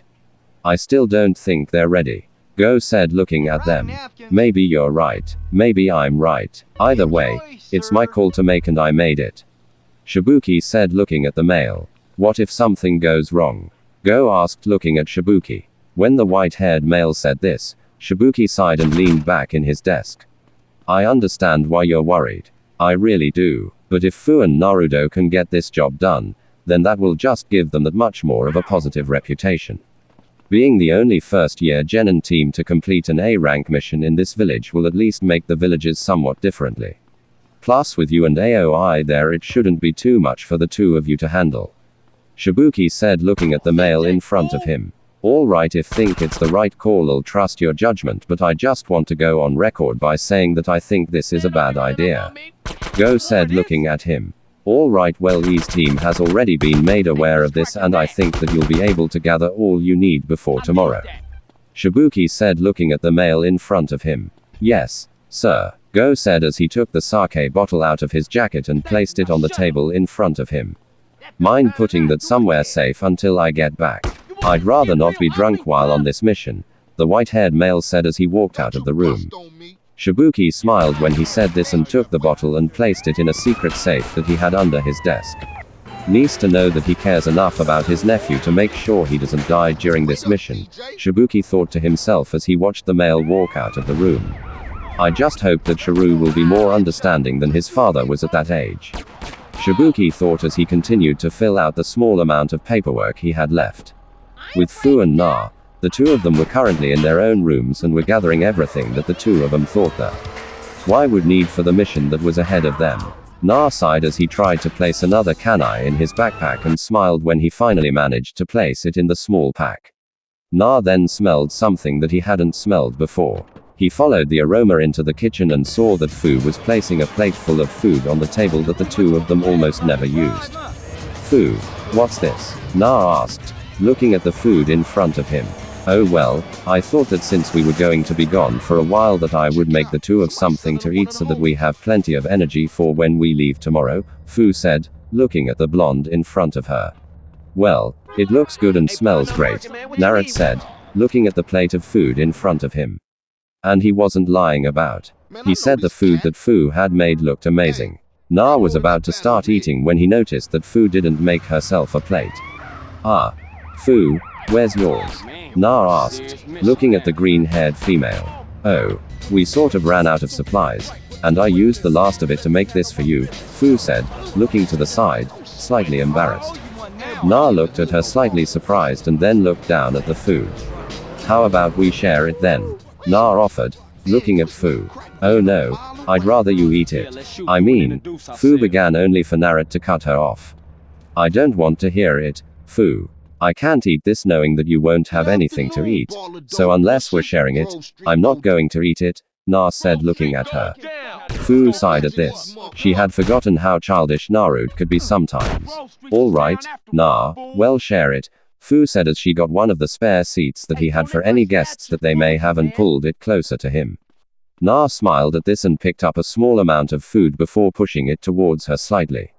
Open up, Na said looking at her. I can feed myself, Na, Fu said, looking at him a bit annoyed. I know, but at least this way I know you're actually getting enough to eat, Na said, looking at her. Fu sighed and leaned forward slightly with a slight blush on her face and took the food from the two pieces of wood that Naruto was holding. Na smiled at this, then took a bite of his own. And when he did, his eyes lit up with how good it tasted. This really is amazing, Fu, Na said as he got another bite ready for the female he lived with. You really think so? Fu asked as she once again took a bite from the blonde. Only this time, the blush had faded from her face. Yeah, this is amazing. You one day you're going to make someone an awesome wife, Naruto said without thinking. And once he had realized what he said, his own face turned red. He then looked over at Fur whose face was also slightly red. I mean that as if you ever get married. No, wait, that's not what I meant. I mean, if Naruto began only to get cut off halfway through his apology. It's fine, I know what you meant, Fu said, looking at him. Oh, okay, Na said, offering Fu another bite of the food she had made. She took it, and within a minute between the two of them, the plate full of food was gone. Let's go to bed, Fu said, looking at Na. Okay, Na said as he and the green-haired female walked up the stairs.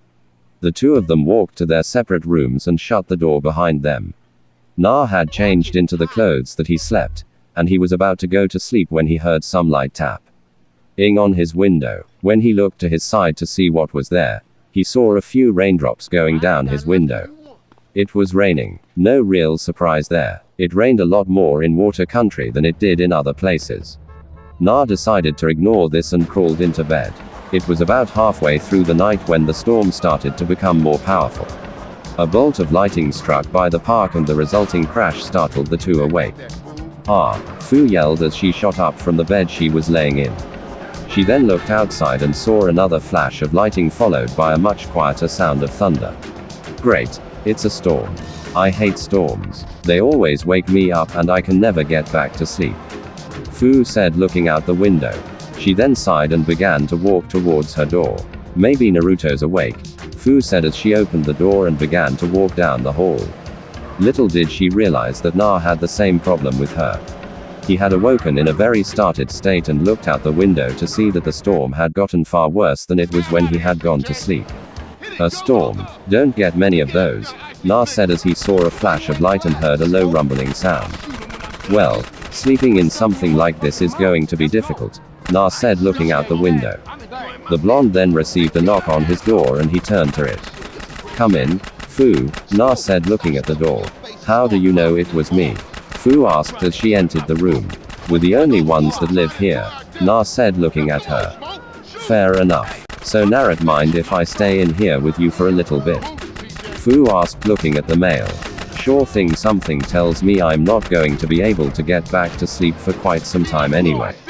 Naruto said, looking at her, and as if to prove his point, another loud roar of thunder filled the house. Fu walked over to Na a bit faster than usual when she heard this. Scared of storms? Na asked, looking at the green-haired female. A light shade of red appeared on her cheeks as he said this, and she looked away from him. Maybe, she said, avoiding his gaze. Really? Na asked, a bit surprised. I didn't know that. I mean, we used to get storms a lot more often when we were younger, and I don't remember you being scared of them back then.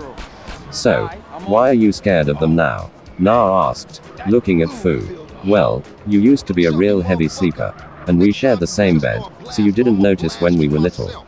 But at night when we had a storm, I would use you as a hug pillow, Fu said, looking at Na. A hug pillow? Na asked, looking at the green-haired female in front of him. Yeah. Hug pillows are used for people who are scared or upset. It's supposed to help them feel better, Fu said, looking at Na, her face turning an even deeper shade of red. Naruto's face reflected this action, and he looked at the ground. That's right, we used to share a bed back then, Na said, still looking at the ground. Yeah. Guess we were strange kids, Fu said, looking at Na. I guess you could call us that, Na said as he finally averted his gaze from the floor to her. As he looked at her, another bolt of lightning struck, and a loud roar of thunder followed behind it. Na noticed the Fu tensed up slightly at this. I guess she wasn't kidding when she said that she was scared. Guess it's not a bad thing, everyone's got something they're scared of, right? Na thought to himself. Hey Fu, you know, if you want, you can use me as a hug pillow again. Na said, looking at her. When he said this, Fu looked at him slightly surprised with a slight blush on her face. Naruto, I don't think that's Fu began, only for a loud roar of thunder to cut her off. And this time, when it did, the light that was on in Naruto's room went out. Without thinking, Fu suddenly lunged towards Naruto and wrapped both arms around him and buried her face in his chest. Na felt his face become much warmer and looked down at the green-haired female. Man, my heart's beating like crazy. I hope she can't hear it, Na thought as he looked down at her. He then realized that Fu was shaking slightly. He wasn't sure what to do in this situation. Sure, he had seen Fu upset before, but even as they were growing up, he never seen her scared before. It was just a new situation and he had no idea what he was supposed to do in it. So, he did the first thing that came to mind. He placed a hand on the back of the slightly shaking female in front of her and held her close. It's okay, Fu, there's no need to be scared because I'm here. I don't care if it's a storm, that ninja, or something even worse than them. You won't have to be scared of them because I'm here for you, Na said, looking at the female. Oh. Okay, thanks for being here for me, Fu said as she looked up at Na. Anytime, Na said, looking at her with a slight blush. Hey, Na, do you really think that I'd be a good wife? Fu asked, avoiding the blonde's gaze. Yeah, why wouldn't you be? I mean, you're awesome to talk to you despite what everyone in this village thinks. You've got one of the kindest hearts I've ever seen. And in my own personal opinion, you're not exact ugly. So, why wouldn't you make a good wife? Naruto said, looking at the green-haired female beside him. Thanks, Naruto. I know it may not seem like it, but sometimes I'm not sure what I'd do if you weren't around, Fu said as she let her head rest on his chest. Na once again felt his heart speed up at this action. However, he soon felt his body relax into the feeling. After several moments of silence between the two had passed, another bolt of lightning struck, and a loud roar of thunder came in behind it. Naruto felt his arms tighten around Fu out of pure instinct, but oddly enough, he didn't feel her body tense up. He then looked down at the green-haired female in front of him. He then noticed that Fu's eyes were shut and that her face had a rather peaceful expression on her face. She actually looks really cute when she's asleep, Na thought to himself as he looked down at the female in front of him. Naruto's eyes then widened at his own thoughts, and he shook his head slightly, trying to clear his head of the thoughts that had just filled his head. I can't think about Fu that way. We're best friends. It'd ruin our friendship, Na thought as he once again looked down at the female in front of him. Although, I guess it's not unusual that I'd think about her like that, right? Na thought to himself as he continued to look down at the female. I mean, we've been through so much together, and without her, I don't think that living here would be the same. I should probably ask someone about this. Na thought to himself as he looked down at the female in front of him. Na then reached his free hand around her and placed it under her legs and slowly lifted her up as to not disturb her sleeping. The blonde then got up and walked to the door. He once again began to think about something. I can't take Fu back to her room. She'd just wake up again. Then again, I can't just leave her in my room, can I? Na thought to himself, and he would have continued if Fu hadn't begun to move slightly in his arms. And Na, the female said with her eyes still closed. Na felt his face heat up slightly at this and looked down at her. Shush is dreaming about me. She looks so happy. Na thought to himself as he looked at her. He then looked at the door in front of him, then turned slightly looking at his bed. He then looked at the door once more before he let out a small sigh and began to walk over to his bed. Na placed food down gently and covered her. And Na, the green-haired female, once again mumbled in her sleep. Na once again looked at her and smiled at this. He then leaned down and placed a gentle kiss on her forehead. When he did, he saw Fu smile in her sleep and a slight blush crosses her face. Na then quietly walked over to the other side of the bed and crawled in it. I guess sleeping together one night won't hurt anything, Naruto told himself as he also felt himself slowly start to drift off to sleep. However, just as he was about to, another flash of lightning struck the house and Naruto once again felt Fu tense up. And Naruto Fu once again said in her sleep, only this time it sounded a little more panicked. Naruto turned around and looked at the sleeping female. He once again found himself in a situation where he wasn't sure what to do. So he once again did the first thing that came to mind. He slowly placed one of his arms around Fu's waist and brought himself closer to her so that his chest was touchy. Her back. He once again felt relaxed at this. Naruto smiled at this but then let out a yawn. This is going to be really hard to explain in the morning. Naruto thought to himself as he slowly felt himself drift off to sleep. With Go and Kakashi, where are those two? Go questioned, becoming a little more irritated as time went on. They do know that we were supposed to meet at this gate, right? Shiru questioned, looking at the gray-haired male in front of him. Yeah, there's only 3 gates in the entire village, and this one is the one that's used the most. There's no way they could have possibly gotten confused, Guo said, looking at the male. If I may, Kakashi said, gaining Go's attention. I request permission to go look for them, Kakashi said, looking at him. Be my guest, Go said, looking at him. Kakashi then did one of his trademark eye smiles before vanishing in a puff of smoke. If you don't mind me asking, just who are we waiting for? A pink-haired female that Go recognized as the female of Team 7 asked, looking at him. The names are Na and Fu, Go said, looking at them. When he said this, it caught the attention of a certain raven-haired male. Na, there's no way. It has to be a different Na. That's the only explanation, Sasuke thought as he looked at Go. However, as time went on, Sasuke found himself becoming more and more annoyed by the fact that his name was Na and looked at the only non-genin that was with him. Excuse me, but what are their last names? Sasuke asked, looking at him. Their last names? Go asked, looking at the raven-haired male, causing him to nod. Why on earth would he want to know the names? I guess there's no harm in it. Still better to be safe than sorry, Guru thought as he looked at the male in front of him. Truth be told, they're both orphans they told have any last names, Guru said, looking at him. Well, at least this is half true, doesn't have a last name, Guru thought as he looked at the male in front of him. Orphan? This really is starting to sound like the Na that left Konoha. No, that's impossible. The Naruto that left Konoha died 3 weeks after he left. Sasuke thought to himself as he looked at the adult in front of him. Why do you want to know their last name? Sasuke, the pink-haired female asked, looking at him. I just thought it'd be better if we got an idea of who we're working with. Sasuke said, looking at the pink-haired female. Oh, that's so smart. Sasuke, Sakura said as she got much closer to the male. After a few more moments of silence, they saw 3 figures walking towards the gate. A white-haired male with his headband covering one of his eyes.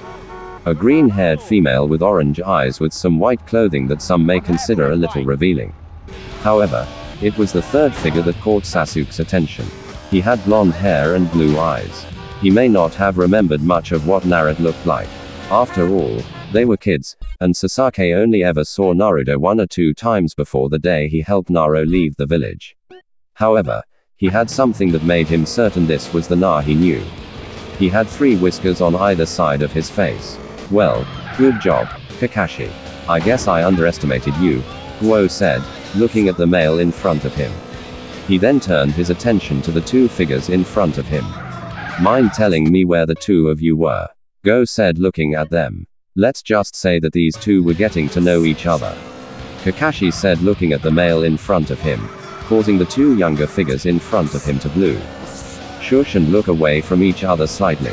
Go then looked at the silver-haired male in front of him and decided to just brush off what he had said. Alright, well, now that that's over Team 12 of Takaka, I'd like you all to meet the members of Team 7. Sai is the one with the bowl cut. The girl is Sakura and the guy wearing blue is Sasuke. Go said, looking at the 2 of them. When Naruto heard the name Sasuke, he looked around and found the male that he thought was the same boy who had helped him escape Konoha so many years ago. So that's Sasuke, huh? I'll have to remember to thank him before all of this is over. Naruto thought to himself as he looked at him. Yes, now it's our turn, Team 7. This is Team 12 of Konoha. They'll be helping us with guarding the hero's water. The blonde is Naruto. The girl of the 3 is Fu. And the one with white hair is Shiru, Kakashi said, looking at the 3 of them. Alright, now if you don't mind, we better start moving. The sooner we get there, the sooner we can get this job done, and the sooner we can leave, Kuro said, looking at them. Kakashi nodded, and the 8 of them left the gates and began to walk down the path. So guys, what do you think about this Naruto story? Tell me your opinion in the comments. And if you want more Naruto what if stories, make sure to subscribe to Universe of Naruto. Thanks for watching.